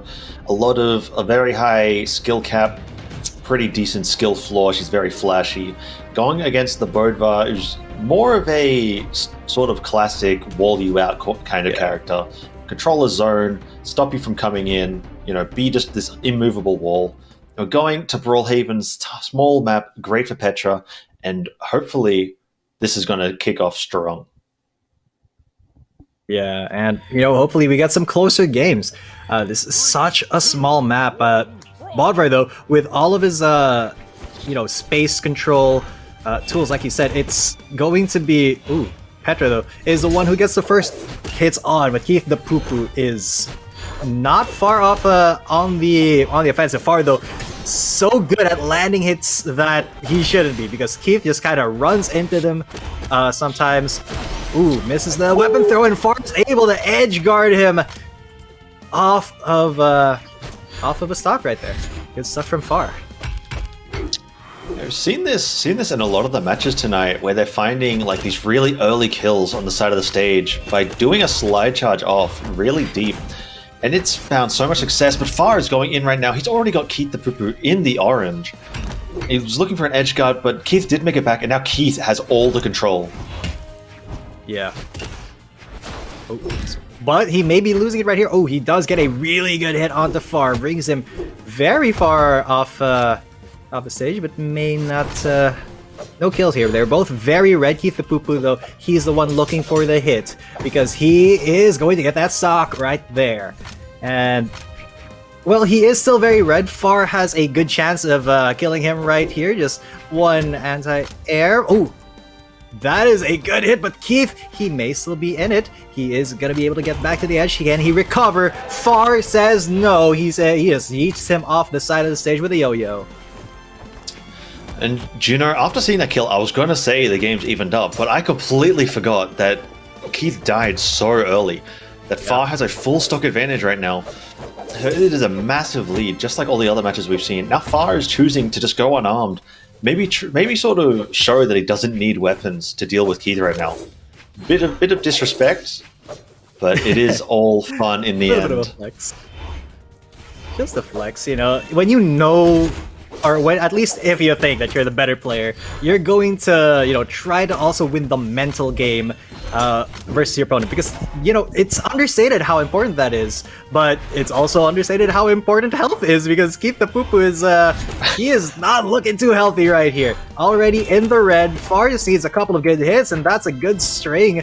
Keith will have a little bit of trouble, and that's all the trouble that he's gonna have, because Far is able to take him down there. And I think that's that is a that's 3-1, right? Far did die once. Yeah. Yes. Yeah, that was a 2-stock win for Far. And dropping that Spirit Bomb on Keith's head. Keith immediately switching to Scarlet. Did not feel good on the Bodvar. Maybe this switch to the Lance will do him a bit better. He's got the level 55, so he's got experience. And once again, we're going to Demon Island. I love this map. Always a pleasure to see it. Yeah, it is very aesthetically pleasing. I mean, look at all the contrast. The right side on the left, the sun, the moon, Far and Keith the Poo-Poo. I will never get tired of saying that name, honestly. Oh, but Keith the Poo-Poo, speaking of his name, he will be getting the first bits of damage in, but no early kill here. He kind of learned his lesson from that last match, not letting Far abuse him. Oh, that Spirit Bomb almost tagging him and bringing him down there, but already on the orange. Keith the Poo-Poo needs some hits here. All right, evened up now. Oh, but Far, that's a really good string right there. Almost got the air hits in as well, but Keith with a hammer. One more hit should do it for this. Okay, Edgeguard recover. Now they're both recovering. Reverse Edgeguard maybe. This is so tense. They're both so low.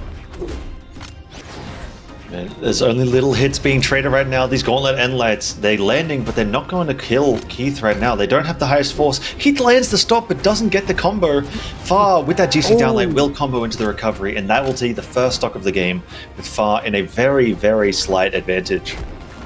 Let's see if we can make it up. That was a very well... There was a very well fought stock there for Keith, and immediately pays it back. He did take a little bit of damage, but that shouldn't matter too much. Manages to smack Far before Far is able to really take it back. This may be the closest match we've seen so far today. Yeah, definitely seeming that way. This game's going much more even than the others. But Keith actually has a lead right now, which is awesome to see. Far trying to make some openings, but it's not quite working. Keith can find this kill very early with this Lance. He's got so much strength on the Lance, on Scarlet. And that down sync, it's going to do it. Far goes too eager trying to get over the wall. Keith takes the lead. For the first time in the match, we might see a 1-1. This first time today, let's see it. Although Keith, he still needs to, you know, he still needs to close it out. Far can definitely still clutch it out. We've seen him do it. And he does miss the up diag, which is a little bit unfortunate. That could have been the kill onto Keith right there. But Keith still staying alive as much as he can before he gets thrown off the edge. Here's the guard, and Far is going to bounce him off the wall. There's another opportunity, and Keith is finally going to fall. And now there's the 1-1. Far still has a chance. He can still walk out with a 2-0 here.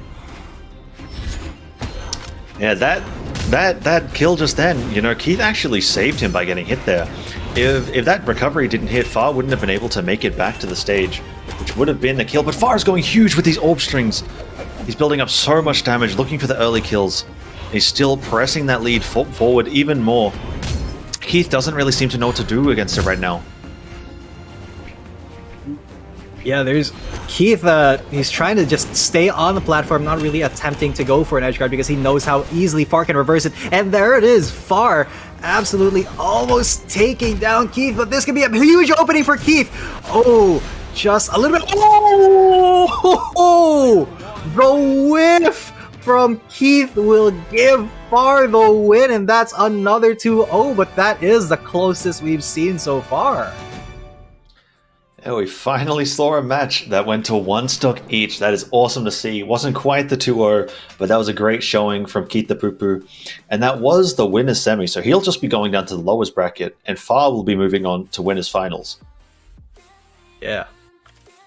Wow. And well done there. Far moving all the way into winners, where he will be facing... I believe he should be facing... Hang on, where's my lobby? He'll be facing the winner of Tiger versus Dot. Tiger versus Dot. All right. So that match is going on right now, I believe. Oh wait, no, we're about to see that match. Actually, we're about to get into it. We do have Tiger in the lobby already. We're just waiting for Dot, and then we can get back into it. I don't think we're gonna need a break for this one. I think we can just like roll straight into it because both of them are already in the lobby now. All right, so Tiger, we talked about him so much. Just an amazing player. But Dot, though, a little bit understated. His performance earlier was also incredible. I think he also got a 6-0 in terms of stocks when we saw him. Yeah. Yeah, Dot, he destroyed the match that he was in. I don't remember who he was playing against, but I do remember that his Tigress just went rampant. But he is going to be against Tiger on the Tigress. But he will be against Tiger, and Tiger, he's the SEA champion. It's going to be a hard forward battle, but hopefully we can see Dot pull out something huge. Yeah, definitely going to be a big upset if Dot takes this, and it would be even cooler because he's playing the Tigress skin, Mansuri, which is Tigress. If he's able to get this W or even get 2 stocks off of Tiger, I think that would be a big thing already. I think that would be a huge achievement. But I hope they give us a good match because these two are very high level players. We've seen them both play. We've seen them both dominate. But is Dot enough? It's always a big question. Definitely going into this match. So the Koji versus the Asuri with the Tiger skin going on the Mammoth Fortress, the very neutral map. Tiger is going to look for an early opening, doesn't quite get it. Dot gets the first guitars, but Tiger is going in with this unarmed already. He's kind of walling out Dot just from the start. Oh. Yeah. And Tiger really does not need to to aggress here. He is really just punishing Dot when Dot is trying to get in. He's trying to come back up. He's really just punishing whips. He's punishing approaches. If you can see, he's not really trying to aggress himself. He's most of the time staying back, and he's getting hits when Dot tries to get in his face. But Dot finally getting a couple of good strings here. Well, brings Tiger to red. And this could be it. One hit on either of them would do it because they're both very low, incredibly red. And Dot may be the one to finish the first stock here. No, Tiger says the Tigress shall not dethrone the Tiger as of yet. Dot, though, that's the first stock for Dot. Beautiful air string. And Tiger, this is the first time I've seen him. On the back foot. Yeah, taking just the first stock from Tiger is quite a feat, but he's going to be evened up pretty much straight away. There's not much of a lead right here in terms of damage. But Tiger, he's got the bow against the unarmed. He can just close out Dot right here. But no, he actually gets caught by the wake up. Dot will find the sword, he'll find the damage, and he's back in the lead, but he does catch his dodge. Tiger could go huge here. And he does! He hits that ground pound, he hits the dare. That kill, it was like 15 seconds of non-stop hits pretty much. And he's back in the lead already. You saw how Tiger in the air was hitting all of his shots. He was hitting every single hit. And Dot just kind of ate everything. It's not because Dot wasn't good at dodging, it's sincerely because Tiger was just his relationship with his character is different, man. It's like it's an extension of himself almost. But Dot is going to give him a run for his money still. No give in this man. So I got the sword. One hit will do it, and that's going to be the big side heavy for the kill. And down to 1-1 each. The closest I've seen so far when it comes to Tiger. But the Tigress may be the one in trouble here. Already in the red. Yeah, big lead for Tiger right now, but the damage is getting close slowly but surely by Dot with these guitars on this sword. Tiger kind of on the back foot. Seems like he's not really sure what to do right now, but Dot does lose his guitars. Tiger swaps to the bow. That recovery could do it, just barely not enough. So Dot will be looking for a weapon here. This could be it. Dot, though, he's being chased around. He knows he has to... Oh, he has to keep going. He has to be very agile. He has to predict where Tiger is going to be, but he's not going to be able to because Tiger predicts exactly where he has to be. And that's going to be Tiger taking down the Tigress for round number 1. 1-0.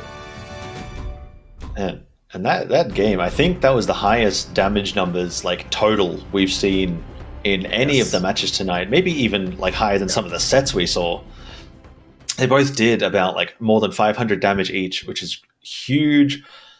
And we were going straight into the second game. I didn't quite see what map they're picking. Great haul, interesting choice. I think this is a bit better for the bow, but you know, I've been wrong. We'll see what happens. Well, it is better for the bow because when your up dags are going to be so much better when your opponent's not on the same level as you. When your opponent is, in a place where you can actually hit them with up dags. But speaking of hits, look at the hits that Tiger's landing once again. Dot is just is having a lot of trouble just staying out of range of the bow. Ooh. Yeah, exactly what I mean right there, but he does find some damage. If he can get close and personal, with his guitars, then he can get some good damage. Already bringing Tiger down to the heavy orange while he's in the red. So this is really anybody's stock at this moment, but Tiger might just be able to do it there with a perfectly executed weapon throw. You love to see it. Yeah, and I remember now, in the first match we saw with Dot earlier this evening, a lot of his success was found in the offstage plays, getting those early kills, getting those turnarounds. But you could see him going for it there. And he can't do it against Tiger. Tiger's just a different beast. And he's going to be taunting on him, opening up the feast. But you can see there, Tiger is a completely different player. He challenged him off stage, and Tiger just turned it around on him with one hit. Lost an entire stock, and now this game is looking not very good for Dot.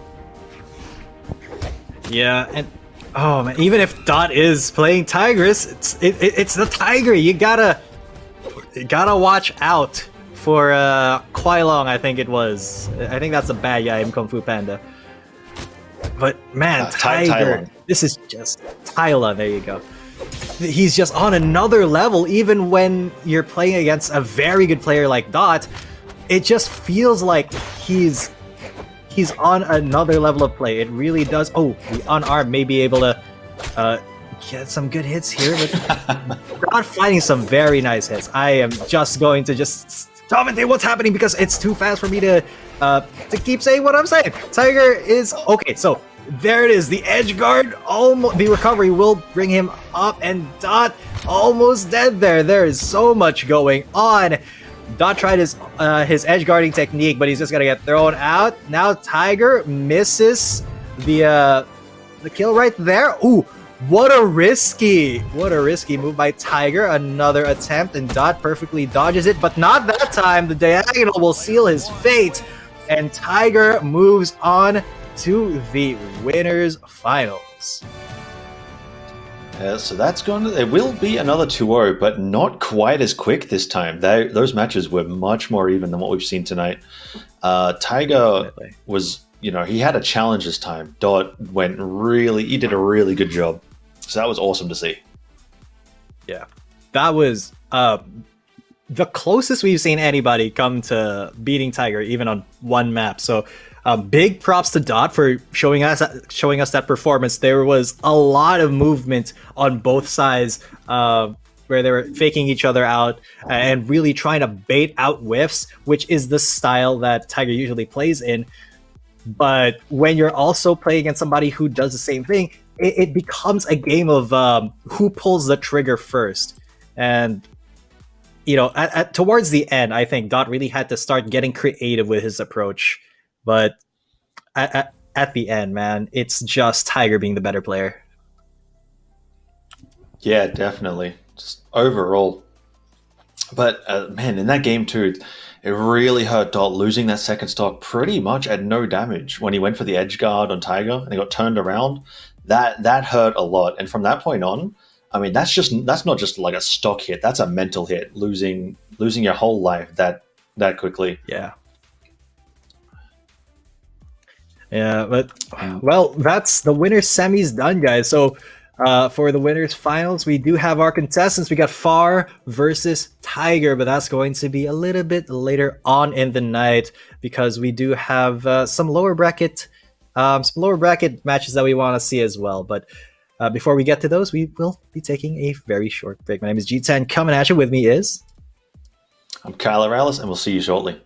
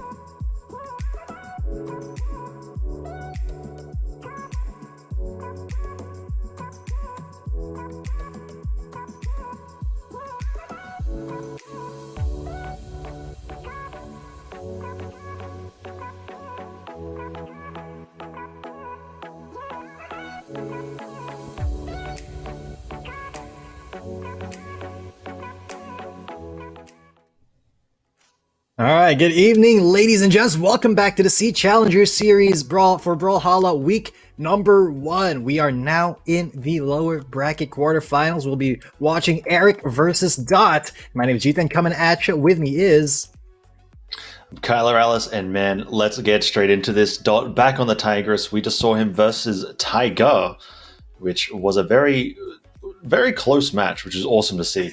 Put up a fight. Did go down to the lowest bracket, unfortunately, but now he can get the run back against Eric, and maybe run back to Tiger in the grand finals when he gets there. Yeah. We're going straight into Let's this. see, because...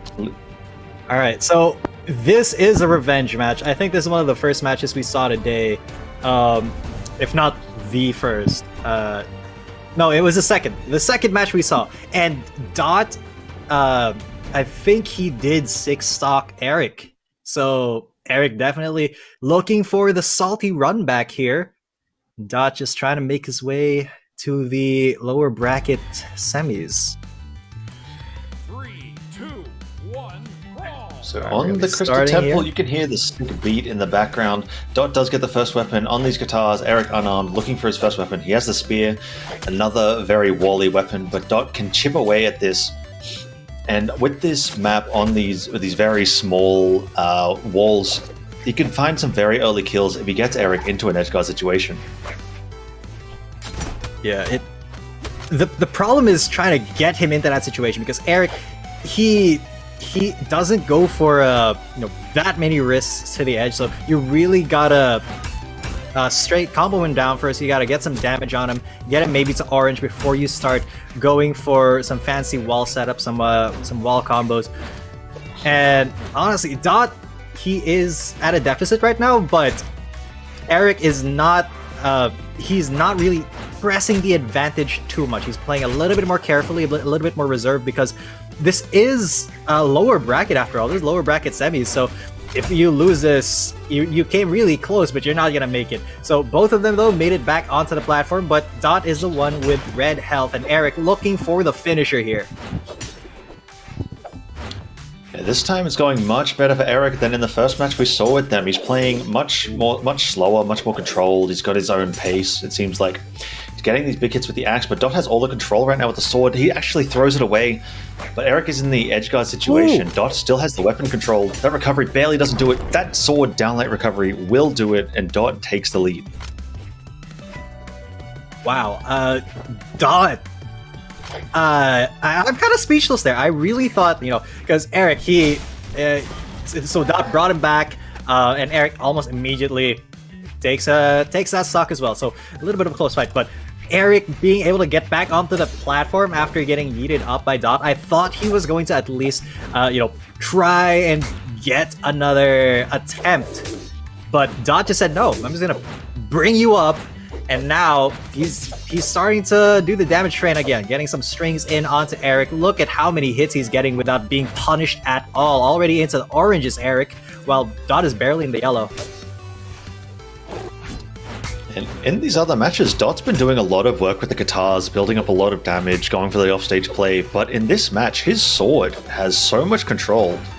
It looks like it's really hard for Eric to really get in and get anything done when Dot has the sword. But unarmed, it looks like Dot is just scrambling for life, trying to find anything. Eric finds a downlight Seer in an edgeguard situation, misses that downlight. Dot gets an opening now. Doesn't quite work out though. Yep. Ooh, this might, because okay, now Eric's in the reverse edgeguard situation, and Dot, and they both make it up to the platform alive, and Eric's the one who's able to steal out that weapon. Dot, unarmed, has to be a little bit careful here because that axe has a very big hitbox, and it does hit. Gets the throw, but Dot does grab the sword, is able to get that, and with red health right here, there, Eric may be biting the dust here soon because of the guitars. He's very low, but he does manage to get back onto the platform. Dot did not manage to edge guard him, but some weapon throws. This should be it. And that's the last stock for Eric. He has to be extremely careful now. Dot very red though. I think he's orange. Yeah, he's solid orange, but not quite red yet. Oh, and the denial as well from the weapons. Either way, Dot's damage is high. That N-Sig is going to catch him. Eric evens up the stocks, but he is in orange now. Dot, I believe, will have a sword next, which he was controlling so much with. He's still sticking unarmed for now, doesn't want to grab the weapon. He's trying to use it as bait. gets a sidelight, gets an opening, but doesn't convert off it. Now Eric's just looking to slow the pace of the game down a little bit, get his sidelights, get his dares, and do axe things. Sort of just get the 3 big hits and just delete your stock. Yeah. Oh, Dot trying to go for some ground pound shenanigans. So this could be it. Eric trying his best to recover, but Dot just denying him. He still makes it back onto the platform, though, albeit at red health. And now Dot has such a big advantage, but a couple of hits from the axe could even things up. And then it's just hunting for that last hit after a while. That's definitely what Dot is doing right now. Now, Eric, he just wants to let Dot approach him, but if Dot's able to approach like that, maybe that's not what you want. But slowing the pace of the game down is definitely going to be his goal, while Dot is just trying to go for the kill right here, throwing his weapons. Gets the sword right here. Very deadly for Eric, and throws it, gets into the edge, misses the weapon throw, tries to edge guard, gets the ground pound, and that's going to be it. That's going to be a very close match, but ultimately Dot's gonna take that. The first one. Well done. Yeah, that was quite the edge guard at the end. You know, Eric he was running out of options, getting scared off by Dot's presence being there. And Dot only gets that 1 hit that he needs, and that's the stock gone. He was struggling to find the kill before that, so it's good. It's cool to see that he could get it in that edge guard in such a way. But going straight into this next game, Eric has swapped to the Nimue with Spear and Orb this time. Yeah. Nimue versus Tigress. This could be interesting. This could definitely be something to watch out for.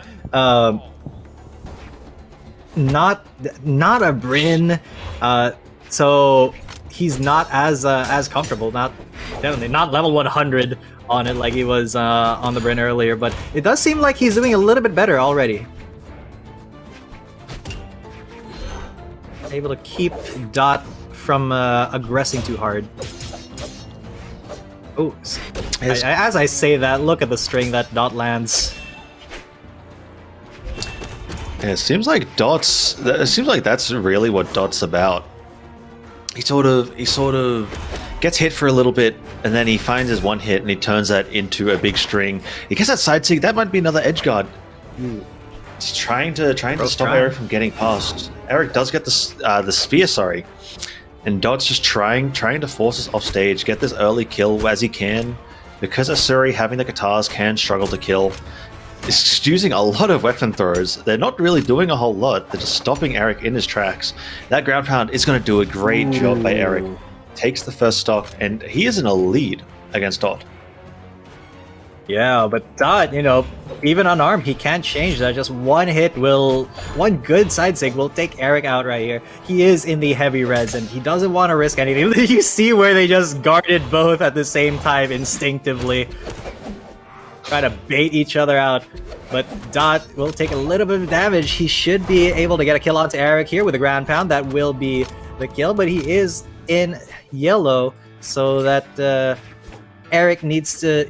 Eric's not chilling by any means, but he is definitely in a little bit of an advantage right here. But Dot with edgeguard maybe looking for an early stock kill onto Eric, but Eric trying to reverse the situation on him. Both of them will make it back onto the platform somehow, and nobody's going to die as of yet. Such a close match already. Ooh, the platform there blocked the weapon throw. And Dot incredibly low, starting to get very low now. Very heavy orange, almost to the red. I was a bit surprised by this character swap, seeing as with the Bryn, most of the work he was getting done was with the axe. But Eric is making it work. He's spacing out Dot, trying to make Dot come into him and play his game rather than just giving him all the control. With the sword, Dot is looking for an opening, doesn't quite find it. Eric gets his own opening, can't find the second hit, and now they're both flailing around. Eric with the weapon throw of his own this time. Now Dot's unarmed still. Just going with the unarmed side sig doesn't quite work, but Eric with the dash side sig, that will be the kill. And Eric once again with a stock lead. I mean, they've been trading stocks Whenever someone dies, they just trade back. But if you're the one who keeps Yeah. getting it the first time, then you're going to end up winning in the end.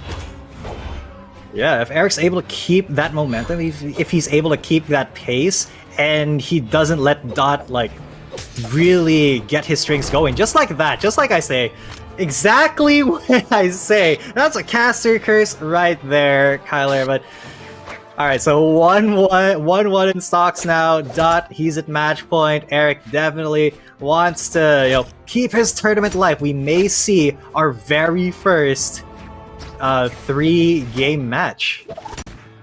Eric can keep this pace. Yeah, I'm rooting for Eric just to see that third game for the first time tonight. You see, Dot, he's understanding what Eric's trying to do, and he doesn't want to come in anymore. He's trying to get Eric to come into him instead. He's looking for the openings. Eric's still with the big damage lead. One good hit can take Dot out here. Now Dot looking for an opening with these weapon throws. Oh, it's so touch and go for Dot right now. Look at how barely he's avoiding some of these hits from Eric, and he doesn't avoid that. That's a really good hit, but doesn't get the weapon throw. They will get the edge guard. Will he get the second one? No, that was the wrong input. Just so short. Dot was this close. He was this close from making it, but finally Eric will be taking a round off of Dot, and we're gonna go into game 3 for the first time today. Yeah, let's go, Eric. Giving us the first game 3 of the night. That was a really good match. Very, very close. And that one, I think, mainly came down to being able to confirm your kills. That's what Dot was really struggling with. And so Eric would be getting the first kill each time. So Dot needs to try and close those out. He's switching to the Hattori from the Asuri. It should give him a little bit of an easier time, but it is the spear which will still struggle a little bit at finding those. We'll see if Eric decides to change anything up. Yeah, Hattori. Look at that speed, almost maxed out for Dot. He's gonna be a very agile guy. Yeah. Level 61 on this Hattori as well. Yes, be sticking with Nimue. If it ain't broke, don't fix it. That's right, true. so That we is got very in- true. Enigma, Temple, and Great Hall. What will Eric choose here? That's gonna be Small Enigma. Stuff. So now, All right, having this is extra our speed first. on the Hattori. Having that 9 speed on this map won't be as big as it could be because there's so many platforms. It's not that big of a main stage. That extra speed won't help him as much as it could on a different map, like say Demon Island, where there's just a ton of flat space for him to move around. But his spear and his sword will do excellent on here, and he is falling behind a little bit at the start of this game. Ooh. Yep. But he's able to make up that difference very quickly. Oh, look at that string! Eric commanding space. The spear is starting to work out for Dot, though. Look at how Dot moves with the spear. He's so fast, so quick, so agile. Trying to go for the edge guard. And you see how Eric tries to aggress, but Dot just runs back and goes for the punish. He is still at a deficit, though, but may not be for long, as he does take the lead by a little bit here. Eric still being very careful, forcing Dot to come into his space, and that's exactly how he would win. Says one more hit should do it. Dot in the red. And that's gonna be the hit that does it! Perfectly timed by Eric. Dot ran right into it, and there's not much more to say other than Eric had the perfect counter lined up for Dot right there. Yeah, it seems like this Nimue pick is doing so much work. Eric is just rolling through him right now, slowly building up the damage on this second stock. Eric's still on his first. He has quite the big lead right now, as long as he doesn't die in this edge guard right here. Dot's looking for it, doesn't quite get it. Eric comes back, and now he's in the wall again. Looks for that ground pound. Dot might die here. Oh. Oh no, Eric makes it back. Oh. Dot makes it back, but Dot will get the recovery at the top of the screen to even up the stocks, even though he's in the orange, a significant bit behind. Oh, yep, and even more behind now as Eric did get a pretty good string off of there. Dot has a lot of ground to cover. He has a lot of ground to make up. Kind of a big hill to climb here, but if he starts by getting some pretty good strings on Eric, and just like that, then you know his climb may be a little bit easier. But not if he just if he runs into that. Eric still trying to go for a kill right here because Dot is very red. He's trying to go for the recovery moves. And oh, Dot might be able to edgeguard Eric here though. Gonna reverse the story. It's so close because Dot is now in heavy red with no weapons, unarmed versus Eric. But that is a big whiff from Eric. That could have been a huge punish if Dot had a weapon, but he did not, and that's gonna be another stock for Eric. Just a little bit more, and Dot could be going home here. Yeah, Eric is running away with this game a little bit, building up the damage already. Dot does get him in an edge guard, gets the GC downline into the ground pound, confirms the kill, evens up the stocks, and now he has the weapon advantage. Let's see if he can starve Eric out of this and build up the damage that he's fallen behind in. So Eric, now they're in the spear jitter. Dot gets the first downlight. He's got this neutral. He's got the stage control. Eric's got to be careful making this way back up. Don't tell me that's going to do it. Two hits? Two hits is going to do it. That's going to be a 2-1 for Dot. Dot just won that out of nowhere. But that's kind of been the story, hasn't it? When we see Dot, that's kind of his thing. He's very proficient at edge guarding, at playing the side of the stage. And Definitely. You really have to watch out when you're in that situation, because even if you're in the lead, your fortune can turn in a second if he brings you down and then commits to taking you out through just edge guarding you, even bottom guarding you if the stage allows it. You can't let your guard down versus Dot. Yeah, not at all. You blink for a second off stage, you make one mistake, and your stock can be gone, just like we saw at the end of that game. But that was a great match, going to game 3, the first match of the night, going to game 3. That was awesome. Really good job from Eric. The Nimue was doing work. Hope to see him back next week for week 2 of the Southeast Asia Brawlhalla Challenger Series, sponsored by ESE Entertainment. And Dot will be moving on into the losers semi-final, where he will verse the winner of Keith the Poo Poo versus Le Plum, which will be our next match. But before we get into that, Keith the Poo Poo, we did see him, very, very good player as well. Le Plum too. I'm kind of excited for this one, but before we get into that, we will be having a little bit of a 5-minute break, so we have some time to prepare. We have some time to cool down after our first three game series for today. But yeah, ooh, that got me kind of hyped. Not gonna lie, but I did literally blink. I literally did blink, and then Eric was gone.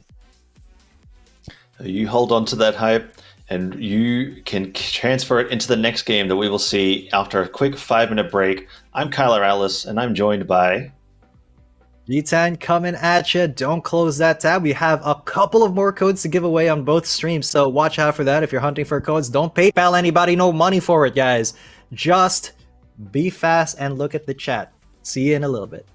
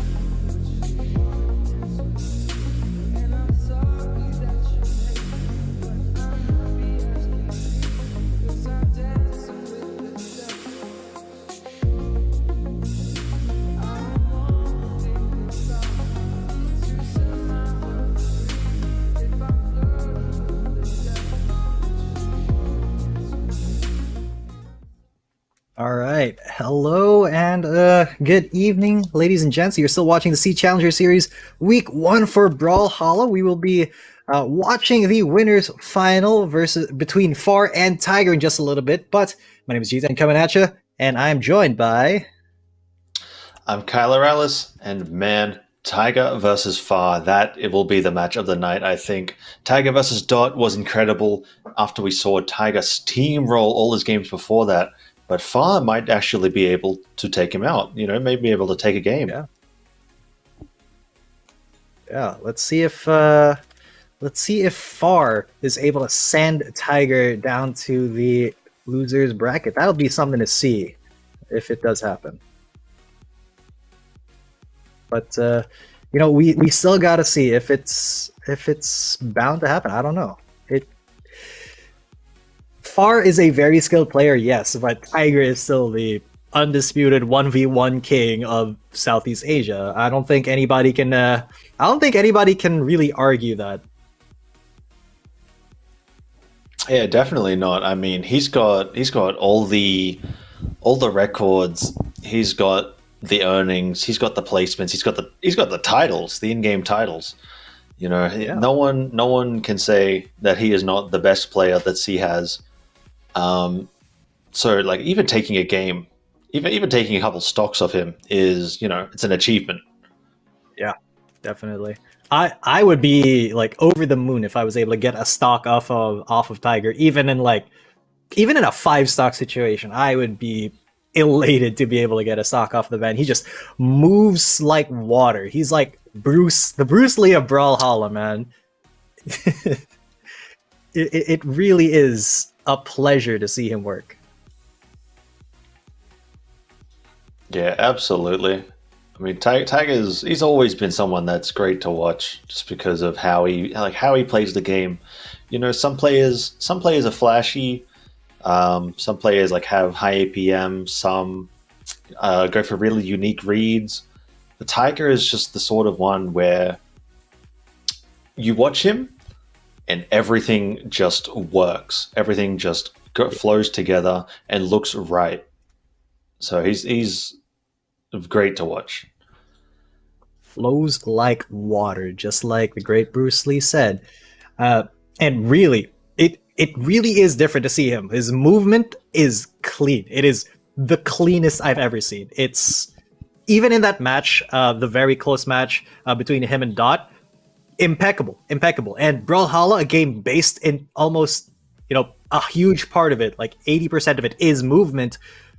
Having incredibly clean movement is just a huge advantage against anybody. If you're able to master moving your character around and being in a place that you want to be, where you need to be, if you're able to transition your brain into your controller as effectively as Tiger does, then, you know, it's completely different than if you're even like a high level player. It's honestly, it's another level. It's, man, even with good players like Dot and Far, oh man, you can tell that Tiger is he's operating on a different plane. Definitely. I mean, these guys, they're Windows 95. Tiger's over here going on Windows like 31. You know, he is just an entirely different breed of player.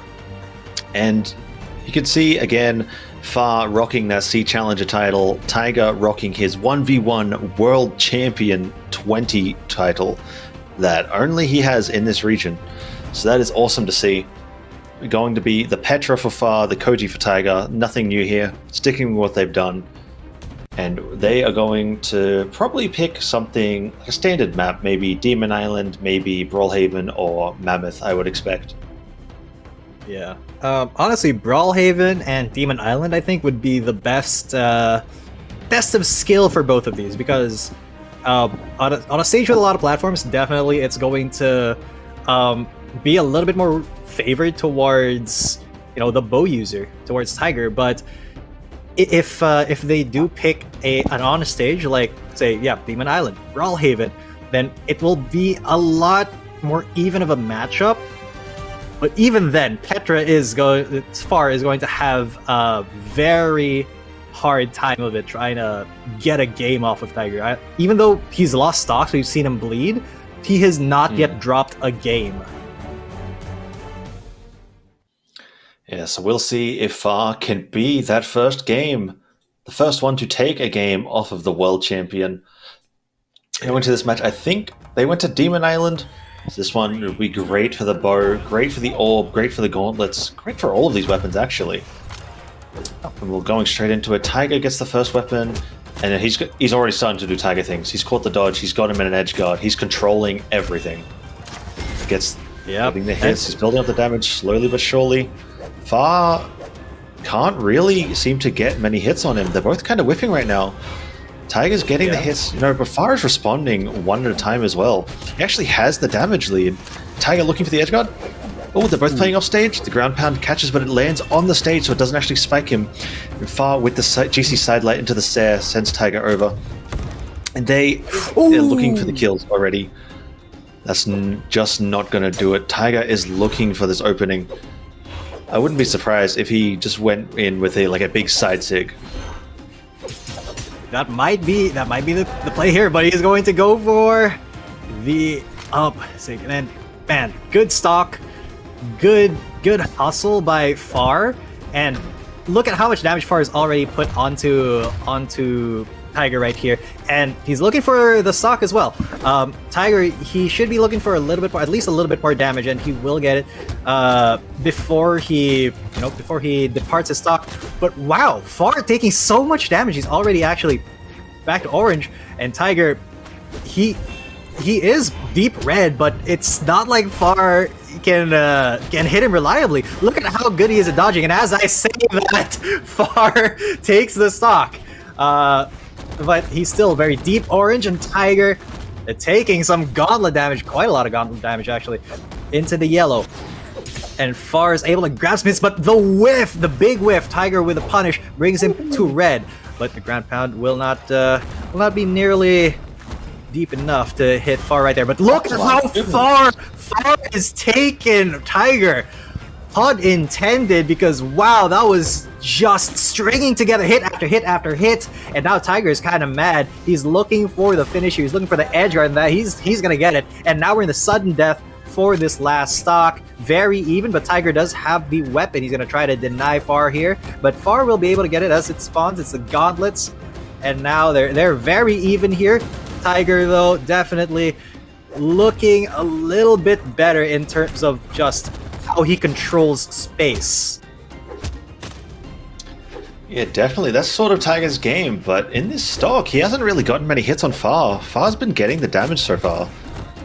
We need to work something out to not say so many Fars. But anyway, Far is getting the openings. Tiger is getting his own openings in response. Far has nothing left. This could be a free kill. Tiger just barely misses the Sair, doesn't get the kill. Now he's looking for his own openings again with these downlights. If he catches another downlight or a sidelight, he could string into something that could definitely take out Far. That barely doesn't do it. That downlight will catch, and that ground pound will secure the game one for Tiger. And that was, I think, the closest game we've seen all night. The closest. That was the closest game we've ever seen with Tiger. My God. He got down to red on the last stock. Jeez. Far really making him work for it. There is no easy way to the grand finals here. You're gonna have to fight your way through, and that is what Far is making Tiger do right now. He's really making him sweat, even though Tiger still won. That was extremely close. Far was in the lead in terms of stocks at one point, but now we're gonna be going on to small Brawl Haven, where Far has, arguably a little bit more of an advantage because of just how Petra works. But who cares about that theoretical advantage when Tiger is slicing and dicing you up? He does throw his sword off the stage, though. He still gets unarmed attacks. He has not been hit so far. As I say that, he gets hit. Okay, I gotta stop saying these things, man. I keep caster cursing everything. Casting's curse, man. But this game is going great for Tiger. He's got Far in the orange already, but Far's responding in kind. The damage is even right now. Far's looking for the early offstage kill. Ooh. But that boat is going to take him out. That was a really early kill. And Tiger's got the lead once again. So it was Far who was looking for that early offstage kill, but Tiger with a reversal and the perfect placement of the downwards dag. That was chef's kiss. But now Far may be able to get some work done here. Very low already.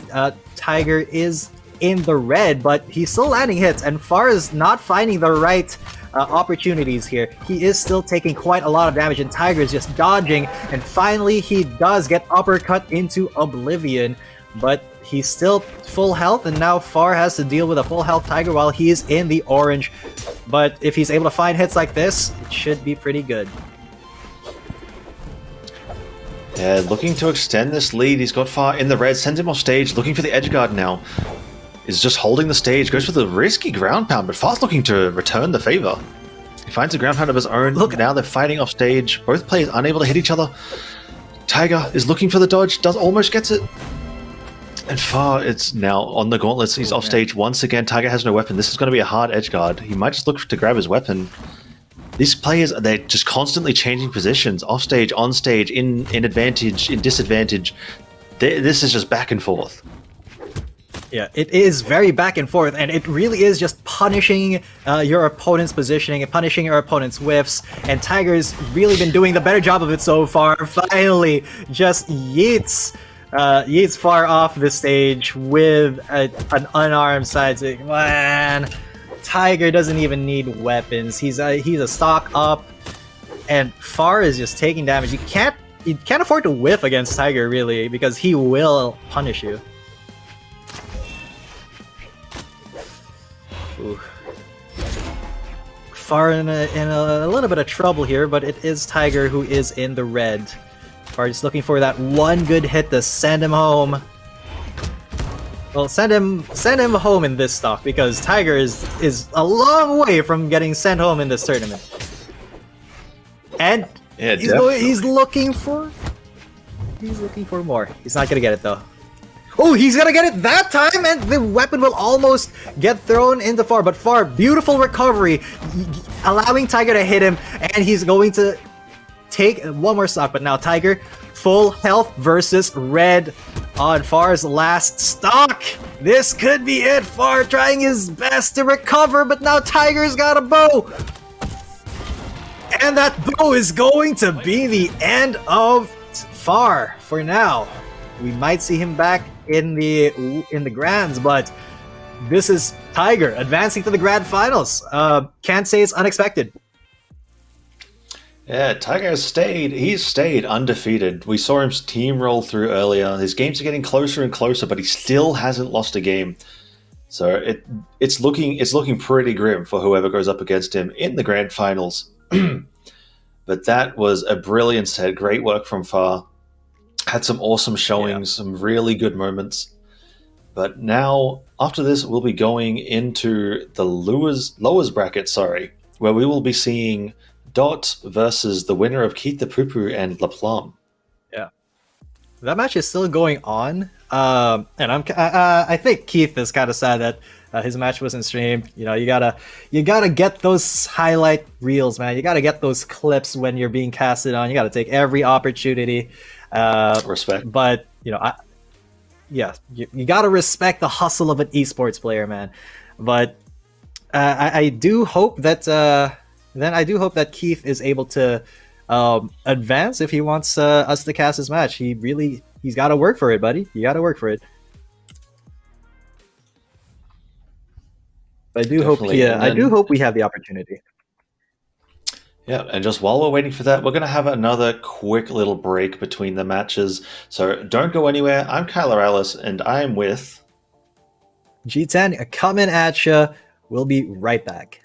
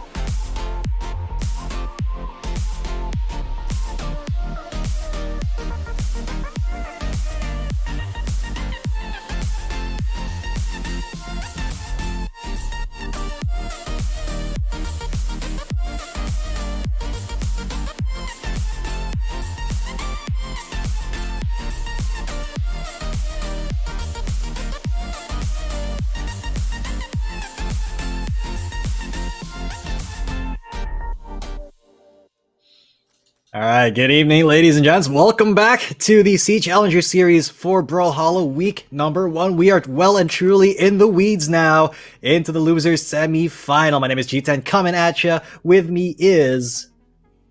I'm Kyler Alice, and just like G10 said, the lowers semi-finals with Keith the Poo Poo versus Dot. We've seen both of these guys tonight. They put up some great shows. We saw Keith the Poo Poo versus Far in the winners bracket, the winners semi-finals, and we saw Dot in the winners side versus Tiger and the lowers side versus Eric. And both were excellent matches. Dot was an absolute beast, and Keith also had a great showing. So I'm excited to see what happens in this match. Yeah. We have our top 4 guys. This is the top 4. Keith the Poo Poo, Dot, Far, and Tiger. They are the only players left. And Tiger's chilling until we finish the losers final. So he's gonna be in the grands he's gonna be lonely in the grand slot for just a little bit until we figure out who among these 3 players is going to be facing him. But yeah, Keith the Poo Poo, he was able to win out against Plum, and now here's your stream match, buddy. I hope you enjoy it. Give us a good show. Yeah, Keith was looking to get streamed in his match before, but he has made it through, so he will be getting on the stream again. But there can only be one champion among us, so we'll have to see how he does against Dot. Now, Dot with the Asuri, and Keith, I believe, was on Hattori, or maybe it was Bryn. My memory might be falling away there. I think the only Bryn we've seen... I don't remember what Keith was playing, but... Wait, no. Was Keith the John Cena player? Oh, Keith may have been the John Cena player, so that is a Hattori crossover. Yeah. So that would be why I mixed them up. Oh, here he is. We'll see what he puts on in a second. And there he is, rocking his SEA Challenger SEA Challenger title. I'm sure there might be some left to give away in the chat, on the streams, what you're watching now. Some given away in Twitch, some given away in YouTube. Maybe you can be one of the lucky ones to get your own. Otherwise, the boys in here that are at the top will be getting theirs, as well as some money and some glory. Yeah, and there is a little bit more of a game to it right now, because they used to just put in the code in the chat, and whoever redeemed it first gets it. But now we're gonna be asking questions. So the first question is, name one of the casters who casted tonight. And I see already people saying Kyler Alice, Kyler Alice. It's all Kyler because you're the more handsome of us too, if we're just being honest. Oh no, not at all, man. I think there may be a bit of a different reason that I'm the one getting my name put in there more. But you guys should put in G10. G10 is a lovely caster with me. He's doing a fantastic job tonight. It's been a pleasure casting with him. Thank you. It's also been a pleasure with you, man. You are a very, very intelligent player, and honestly, without your Brawlhalla expertise, I'd be swimming up a poo creek without a paddle right here. Well, so somehow that saying goes. Yeah. But it's kind of apt because we got Keith the Poo Poo here. True. That is very fitting. I can say that. Can't swear on stream though. So sorry, guys. I know that's not how the expression goes, but ooh, a Suri may be here for Keith. No, he's just hovering. Oh no, it will be a Suri. Okay. Mirror match, a little bit of a mirror match here. All right, this so Dot banning one will be out. Interesting. I think Crystal Katars can be Temple. like Crystal Temple. This map will be. They'll probably both have a long time to survive unless they can get that offstage play with the small walls. But in this matchup with the Suri, it's very I think it's very just how you play each weapon individually. You can really tell when someone's a better sword player than another, or when they're a better guitars player than another. Just in the match itself, you can see right here we're starting off with the sword ditto, and Keith's taken a pretty hefty lead already. Yep, Keith has just been able to land these hits, and Dot looks like he's just swinging it air. Alright, so he throws the swords, goes for the guitars instead. Maybe he'll have a little bit of a little bit of better luck here, because Keith seems to be the better sword player right now. But Dot catching him out right there. This could be a very early stock, and it is a good edge play by Dot. That's kind of his signature thing, isn't it? Just even though Keith had the lead coming into that, if you get off stage versus Dot, you gotta be careful. You gotta have a game plan coming into it because he is so good, and he's gonna go for it again. He's gonna do it again. Keith trying his best to recover, not able to do it, and Keith, you gotta not fall off the map, my guy. You gotta stay on that platform versus Dot. Yeah, Dot's getting in. He's saying, you know what, I'm tired, it's getting late. He wants to get through this bracket as quickly as he can. And Keith is just standing in his way. He's looking for it again. You can see. And Keith's challenging him. Doesn't quite find it. Oh, he actually does get that GC downlight into the dare, into the ground pound, and that will confirm the kill. Brilliant job by Keith. And now he's playing the guitars into the unarmed. See if he can control the stage, control the weapon, sorry. He can't quite. Dot finds the sword. And now Keith is looking for his offstage again. He might find the kill here.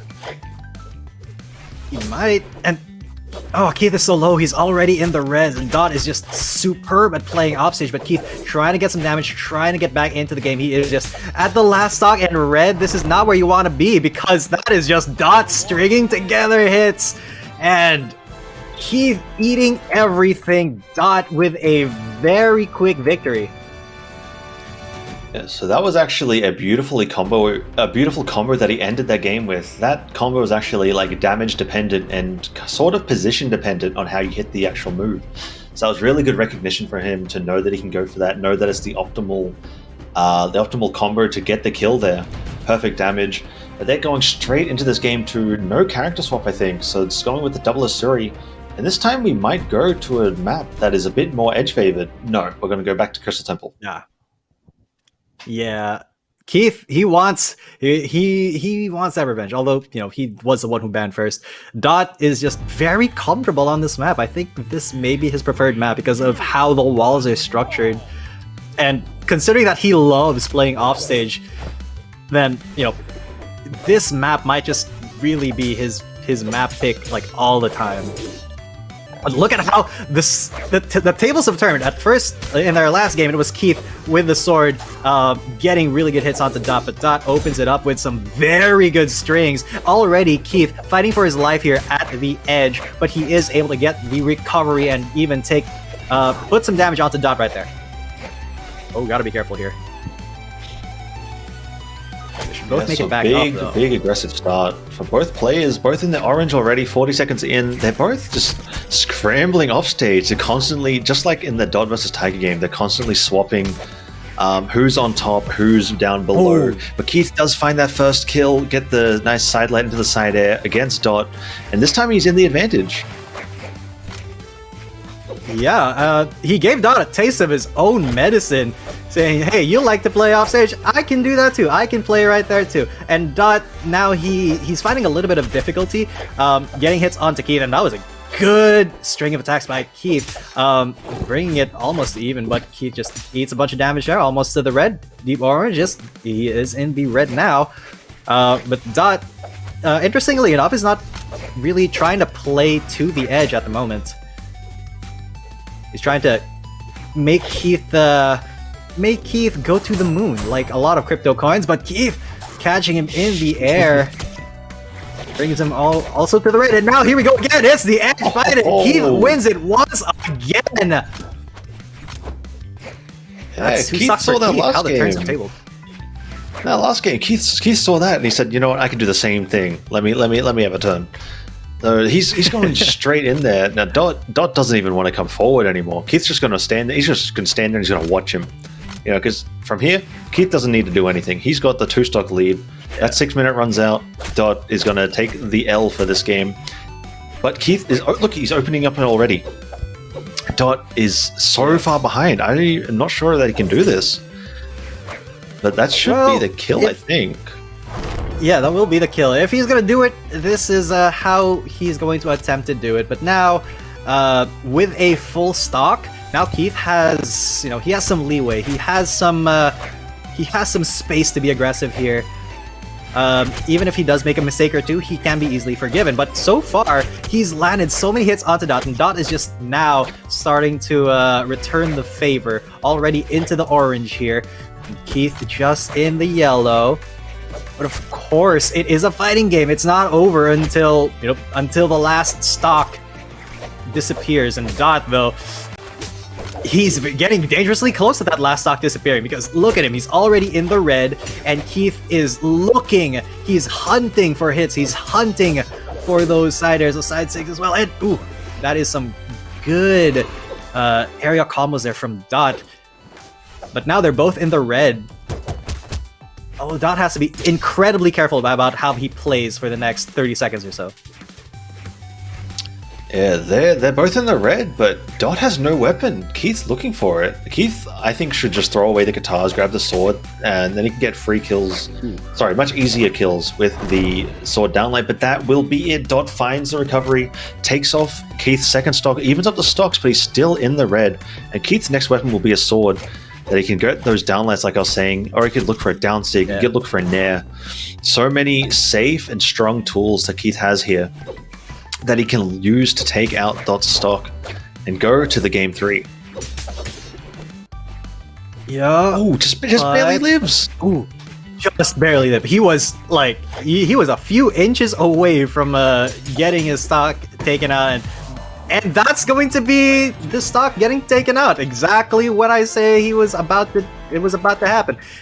The caster curse is real, guys, but we will be going to game number 3. You're pretty good at this caster's curse thing. Yeah. Yep.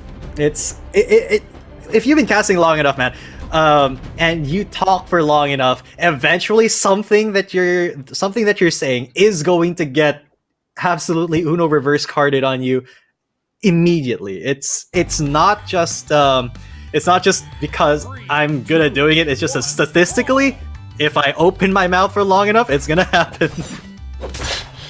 Yes, you're getting all the secrets here, just like Keith got all the secrets in that last game. But Dot might have to download. He's got a really good start in this third game with the lead on Keith right now. But Keith's opening him up. Dot's opening him up in return, and this is sort of looking like the start of game 1, where Keith had the initial lead and then Dot just brought it back. Yeah, and man, Dot though really, he's trying to fish for that up platform play here, but he baited Keith there really hard. If he had the proper setup there, he could have gotten that stock as well, but no, Keith is able to get the recovery and get back on, but he is very red. Ooh, throwing his weapon down actually might have saved his life there. Yeah, these guys are really big on their the weapon throws. Most of the players we've seen tonight, if not all of them, are very experienced with them, I'll say. Using them to get openings. That GC Ensig is going to block out Dot's Nair and take him down with the first stock going towards the way of Keith. Now, we could be looking at the same thing that happened in game 2. Keith could just run away with this lead. That downlight recovery is not going to do it. Keith lives again. But another good hit will take out Keith, so he should get as much damage as he possibly can. But no, that down sig will stop him dead in his tracks. Yep, there was a good hit that you were talking about. And now they're full 2 stocks each, more even, but lots of damage being taken by Keith right there. Just to remind you guys, this is the 3rd game. This is sudden death. It's tournament lives on the line in the lower bracket semis. Whoever wins this has to go up against Far, and that is a far cry from what's going to happen in the grands. But enough about that. Keith is getting absolutely blasted here. Dot hasn't taken a lick of damage. As I say that, he takes a lot of damage. And now Keith, though, he is in the red. Dot looking for the final hit, the finisher. He may be looking for some off-platform play here. Hey, you can see we're starting to get to that point. Starting to get to that point where he's really struggling to find the kills with the guitars. That's why he swapped over to the sword. First downlight recovery didn't do it. That downlight recovery will do it. And now Dot's in the lead, and he's going to look to extend this as much as he can. Maybe get a big string with these guitars. maybe take him off stage with the Asuri, with the guitars, what he's been doing all night that he's so good at. That was a barely missed opportunity. Again, very barely missed opportunity. Just frames away, and he's going to do the standstill technique and let Keith come into him. The Chad strat, honestly. It's when you're just let go of your controller, don't input, and let your opponent, it takes them a second or two, or like a half a second to process that you're just standing still, because that's not something you really see a lot. So it can mess with them mentally, but it looks like it just kind of angered Keith more. Dot already in the red. Yeah, lit the fire in Keith's belly. Now, he does have the weapon advantage. He's hitting these nairs, but these nairs aren't going to be a kill. He's going to need to find something that kills, like a recovery, like a weapon throw combo, maybe throwing away. That Sair is going to be what he finds. And now his stocks are evened up, but he's quite a bit behind in damage, but he is on the guitars. So he could even this up very quickly, like in the blink of an eye. Especially if they're going off stage like they do. Yup. Oh man. It's so close. Keith is just dancing with death right now. He still has to aggress onto Dot though, because Dot is truly in the lead. So he barely lives there. Dot though still looking for the kill. Now trying to go off stage. Keith trying to deny the edge guard from Dot, and once again just barely lives. Now he's heavy red, but he's still fighting back, bringing Dot to orange. He's still got quite a mountain. And that's going to be it. Dot will advance, and that was a great game by Keith. Very close games. We did get to game number 3, but ultimately, finally, it's going to be Dot going up against Far in the losers bracket finals. Yeah, that was a great match to watch. Excuse me. Yeah, the first game, Dot just destroyed him, almost 3-stocked him. It was a very quick 2-stock. And then game 2, Keith turns a table, Uno reverse card, as you say. Turned the tables, flipped it around on him, just rolled him over until towards the end when Dot kind of regained his footing. And then game 3 was very close again. So it's really good to see that as we get longer in here, it's getting closer and closer. Yeah, definitely. Game 3 was really, it really showed how equal they were in terms of skill, and since it was a mirror matchup, it was purely skill based. There were no extraneous factors, no better matchup. It's just Asuri versus Asuri, and that game 3, they really left it all on the line. I do not feel bad about that, and I hope that Keith doesn't feel bad about it either, even though he lost. You did play very well, buddy. Congratulations, and you still win some cash for yourself.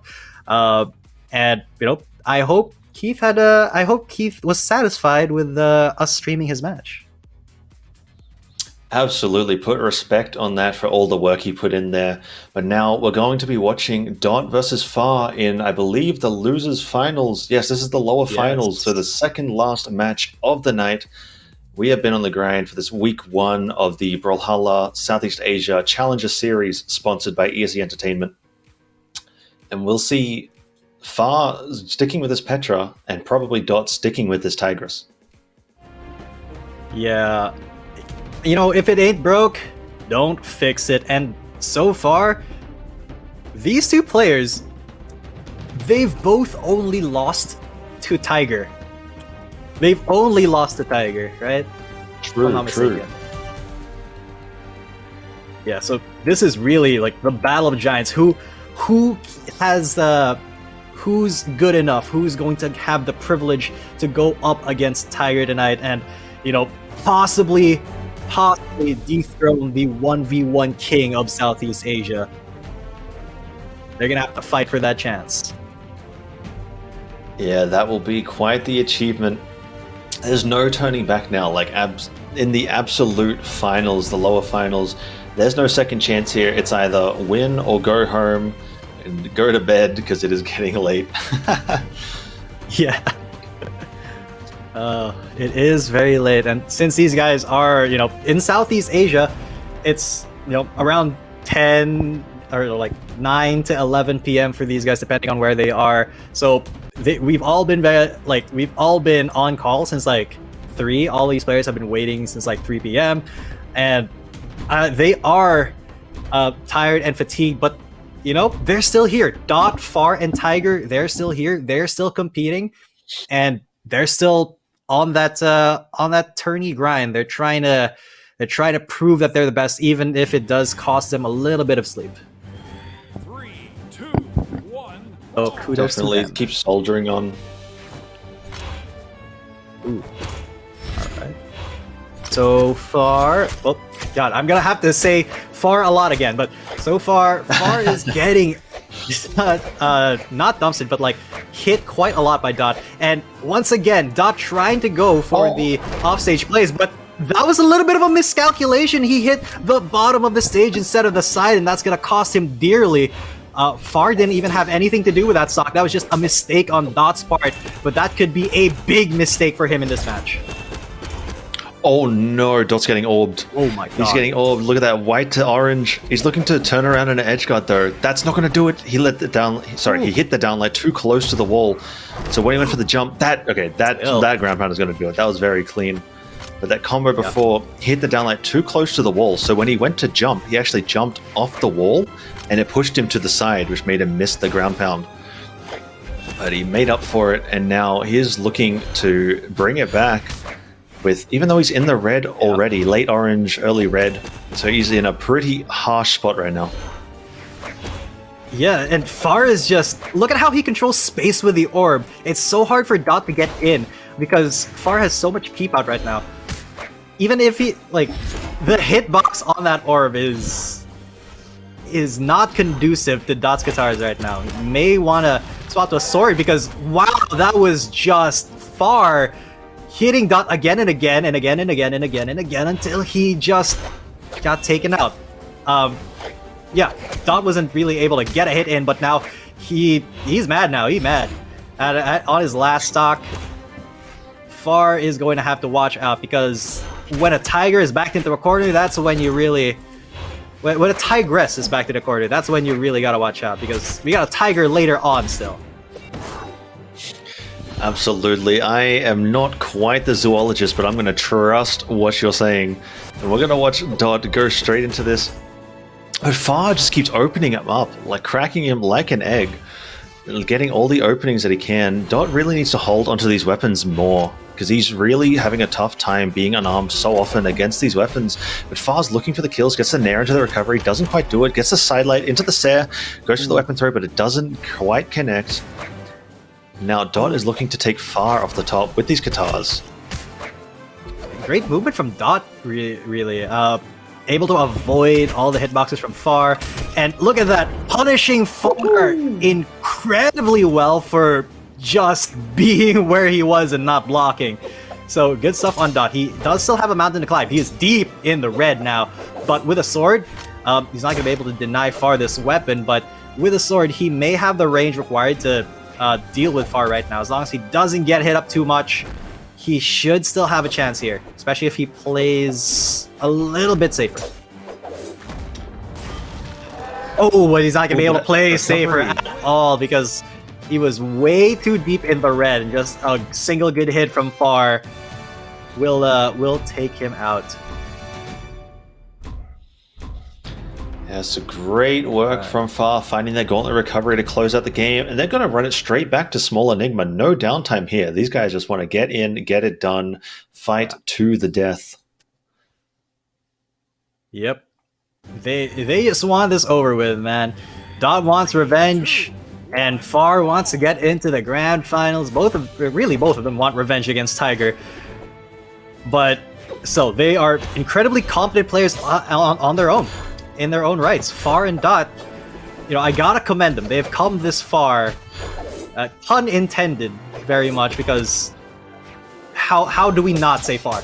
And you know, their journey is really something that that they can be proud of today. Definitely, Far, definitely. Look at that string. Catch on to Dot. Oh my god, he's finding so many strings on Dot. Dot already in the red, trying to fight back. Far also in the red. It's going to be the recovery to get the kill. Good stuff from Dot, able to consistently get these first strikes. Oh, that was clean. I actually really like that a lot. That was really nice recovery that he just like sniped out there. And now he's looking to extend this damage lead again. He's probably going to be looking for a lot of neutral lights, a lot of downlights on these guitars, but Far will find the gauntlets there. Now he is gauntlets looking for an edge guard. Both of these weapons are very strong off stage, but that dash jump recovery will catch Dot's recovery and even up the stocks. And now he's on the orb again, and we saw what happened last match. He can just crack him open. Oh, okay. Oh, that might. I thought that was what was gonna happen right now, but Far didn't commit to the offstage play because that's not his style. That's Dot's style. So even if Dot is, in theoretically a worse position, if you're offstage, you really got to be careful. You really got to watch out because that can change in an instant. He has some of the best offstage play we've seen so far today. Just like that, almost. Not even almost. He will get the stock off of Far right there. Just don't be off stage against Dot, man. That's such a hard position to be in.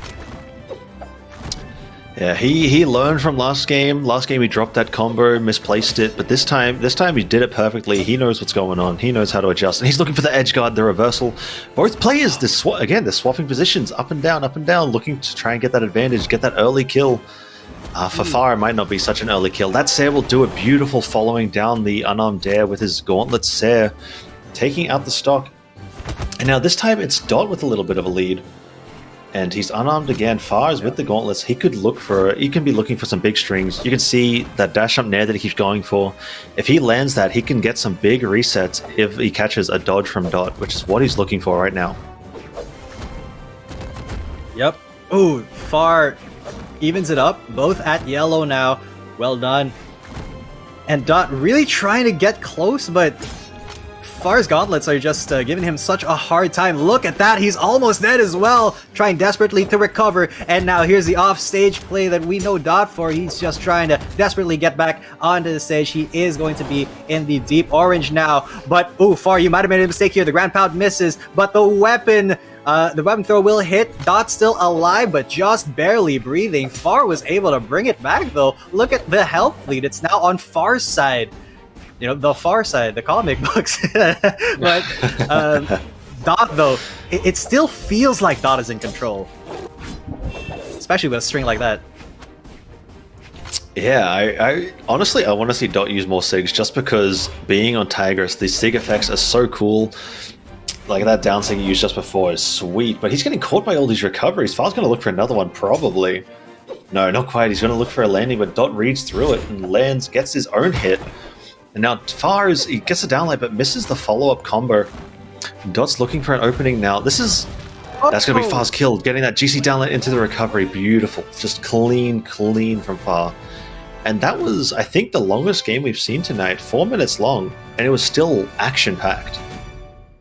Yeah, but that will be it for the losers final. Now, that's Far advancing. He's going to be the one going up against Tiger now. Well played by Dot, though, but really, that first death he had, that first stock he lost because he bumped into the bottom of the stage in the first game, that, I think, was the deal breaker for that game. And just Far snowballing that lead into game 2, that was a big costly mistake for Dot. But they're in fighting games, there is no losing. You either win or you learn. True. That is something that's something to take home. Keep in mind. And those mistakes, like you were saying before, like that sort of mistake you can't be making this late in the bracket. When you get against players that are at this level, it's going to be unforgiving. And that was a brilliant set. We're going to see Far and Tiger in just a minute. We're going to be taking a quick break before the winners finals, which will be our first best of 5 match of the night. I'm Kyla Alice, and I am joined by G10 coming at you, and I'm excited to see this grand final just like you. So stay tuned.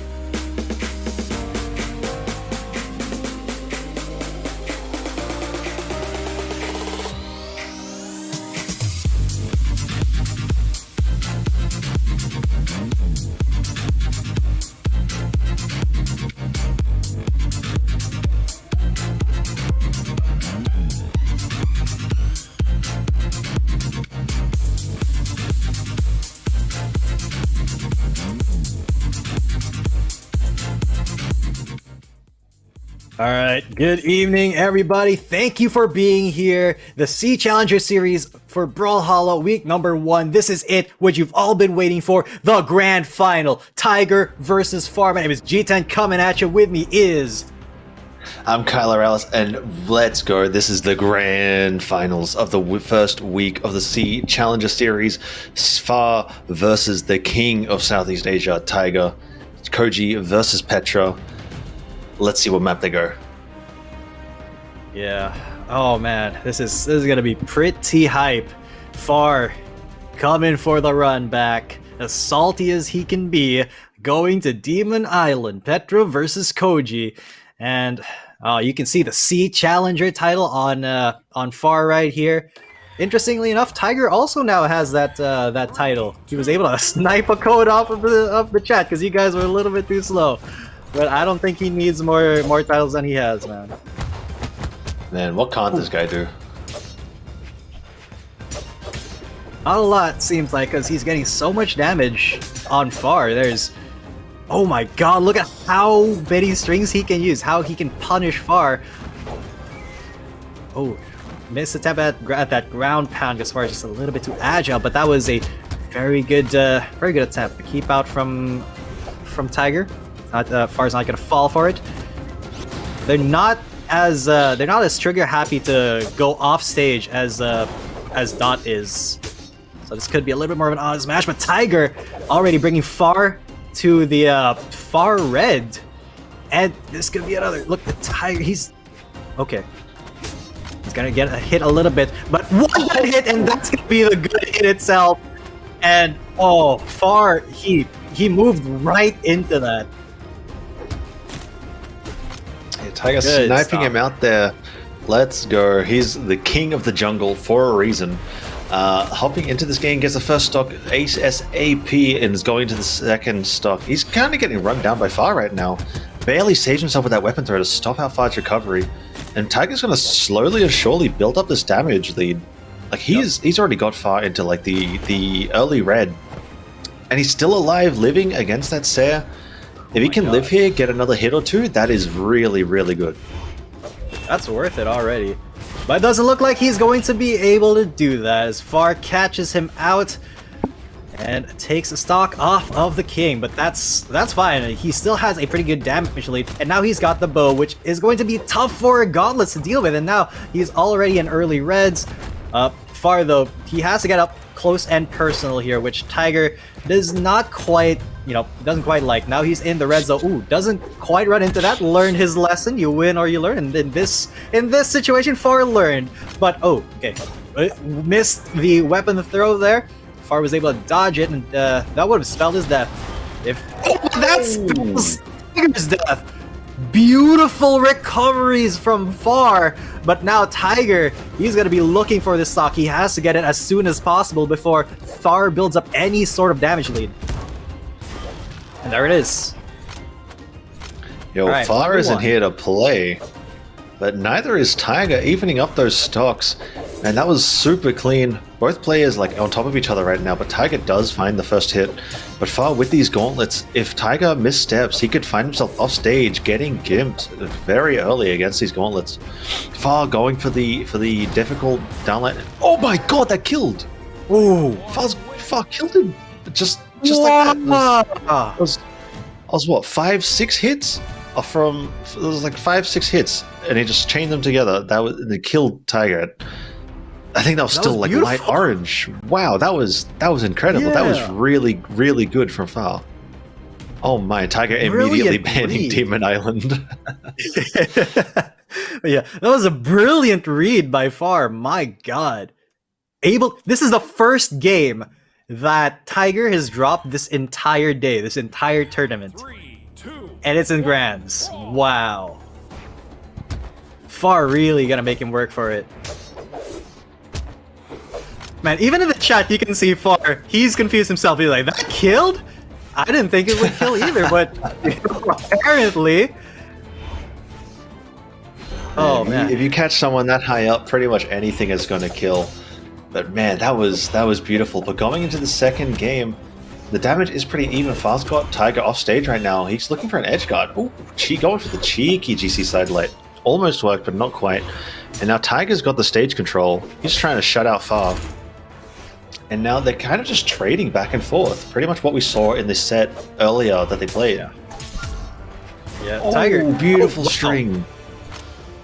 That was absolutely beautiful. He got that off of a whiff from Far. I was just about to say how important it is to not whiff against Tiger because he's so good at exploiting those mistakes. And when Far whiffed, that's when he exploited and got the stock. But very quick turnaround by Far right here.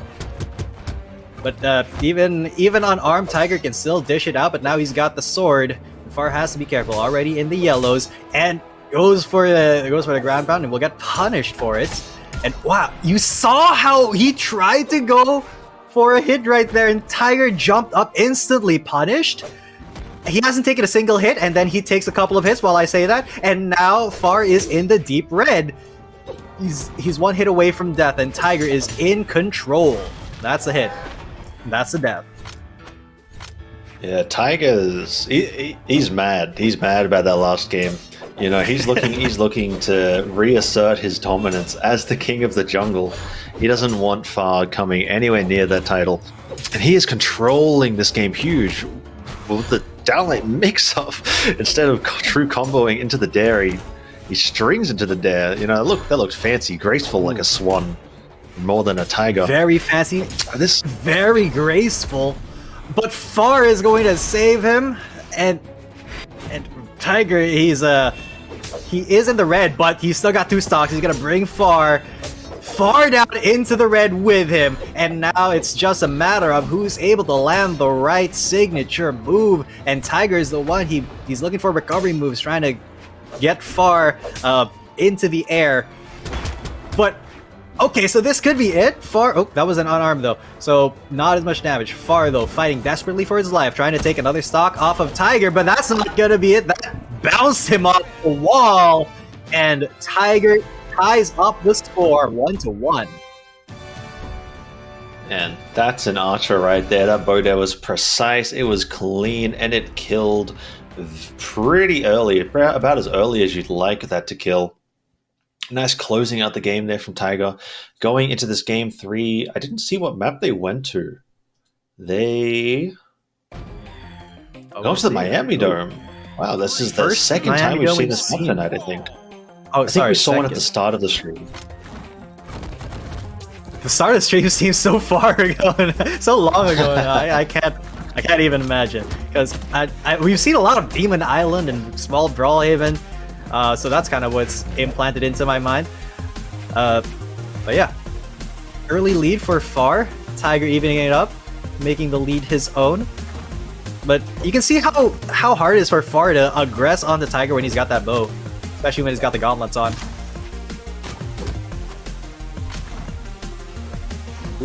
Yeah, this is getting really hard for Far. Tiger's kind of got all the control right now. It looks like he's really woken up after that first game. Maybe that break just threw him off a little bit. Maybe kept him cold a little bit too long.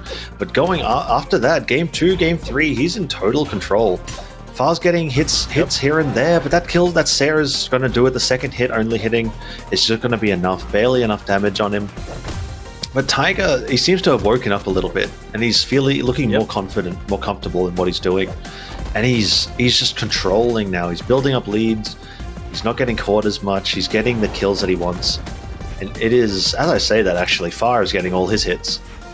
Yep, and he's brought Tiger down to the red. I mean, you can't. He is a rank 1 in C, but you can't afford to sit on your laurels, because that's going to be, if you sit on your laurels for long enough, Far is just going to yeet you into the ceiling.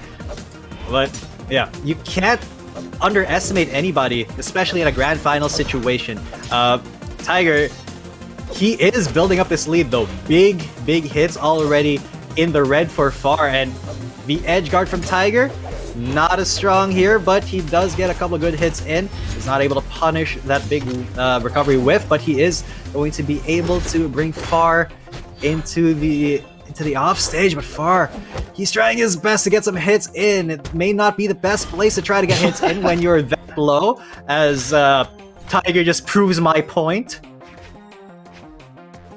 Yeah, he gives him that quick little punt with his fist with that unarmed side air. I love seeing that move kill. I think it's probably the funniest move in the game to see kill.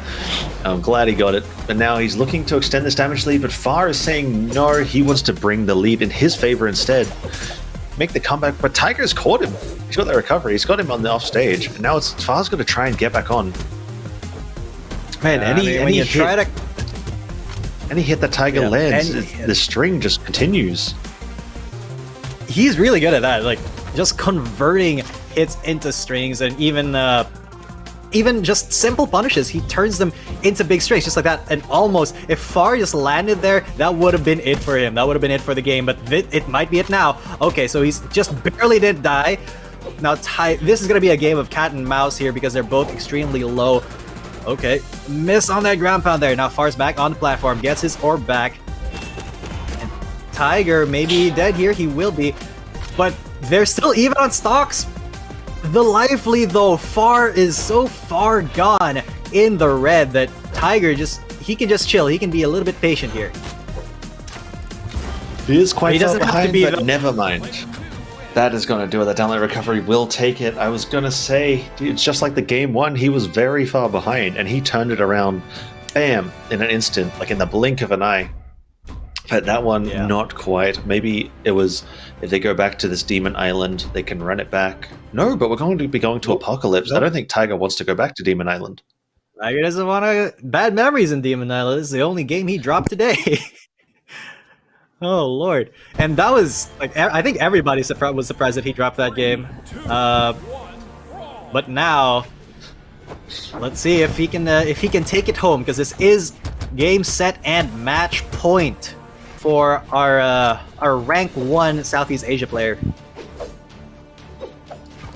Yep. Going into this game, he does have a slight damage lead, but not too much has happened so far. Far is looking for an offstage gimp. He could get a really early kill with these gauntlets. Doesn't quite do it. Tiger says no, goes back to the stage, doesn't want to mess around and get caught by this gauntlet offstage. You can see whenever Far gets one of these hits with gauntlets, like oh no. That fully charged side sig is going to catch Far and kill him. Like super early. That is, you cannot be affording that in this game 3 of Grand Finals. No, is this not game 4? Hold up. I believe it. Oh, sorry. Yes, game 4. Yeah, game 4. Because I was thinking in my mind, did I miss a game? Did I miscalculate? But no, I'm right. Far has 1 and Tiger has 2.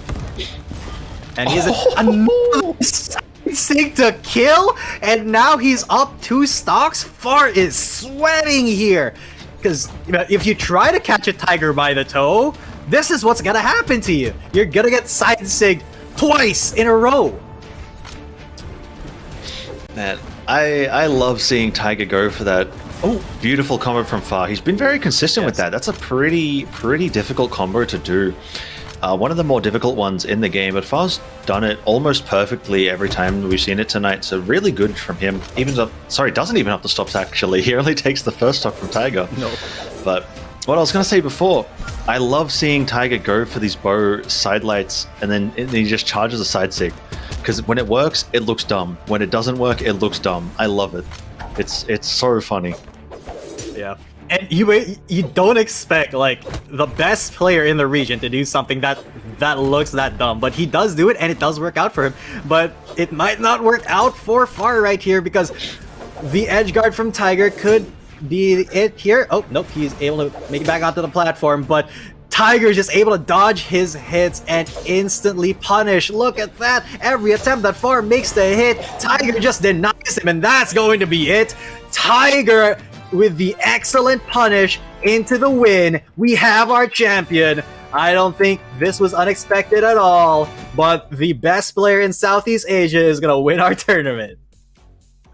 Yeah, brilliant showing from Tiger, brilliant showing from Far, and honestly, everybody that played tonight, man, that was a game. That was like a champion game 4.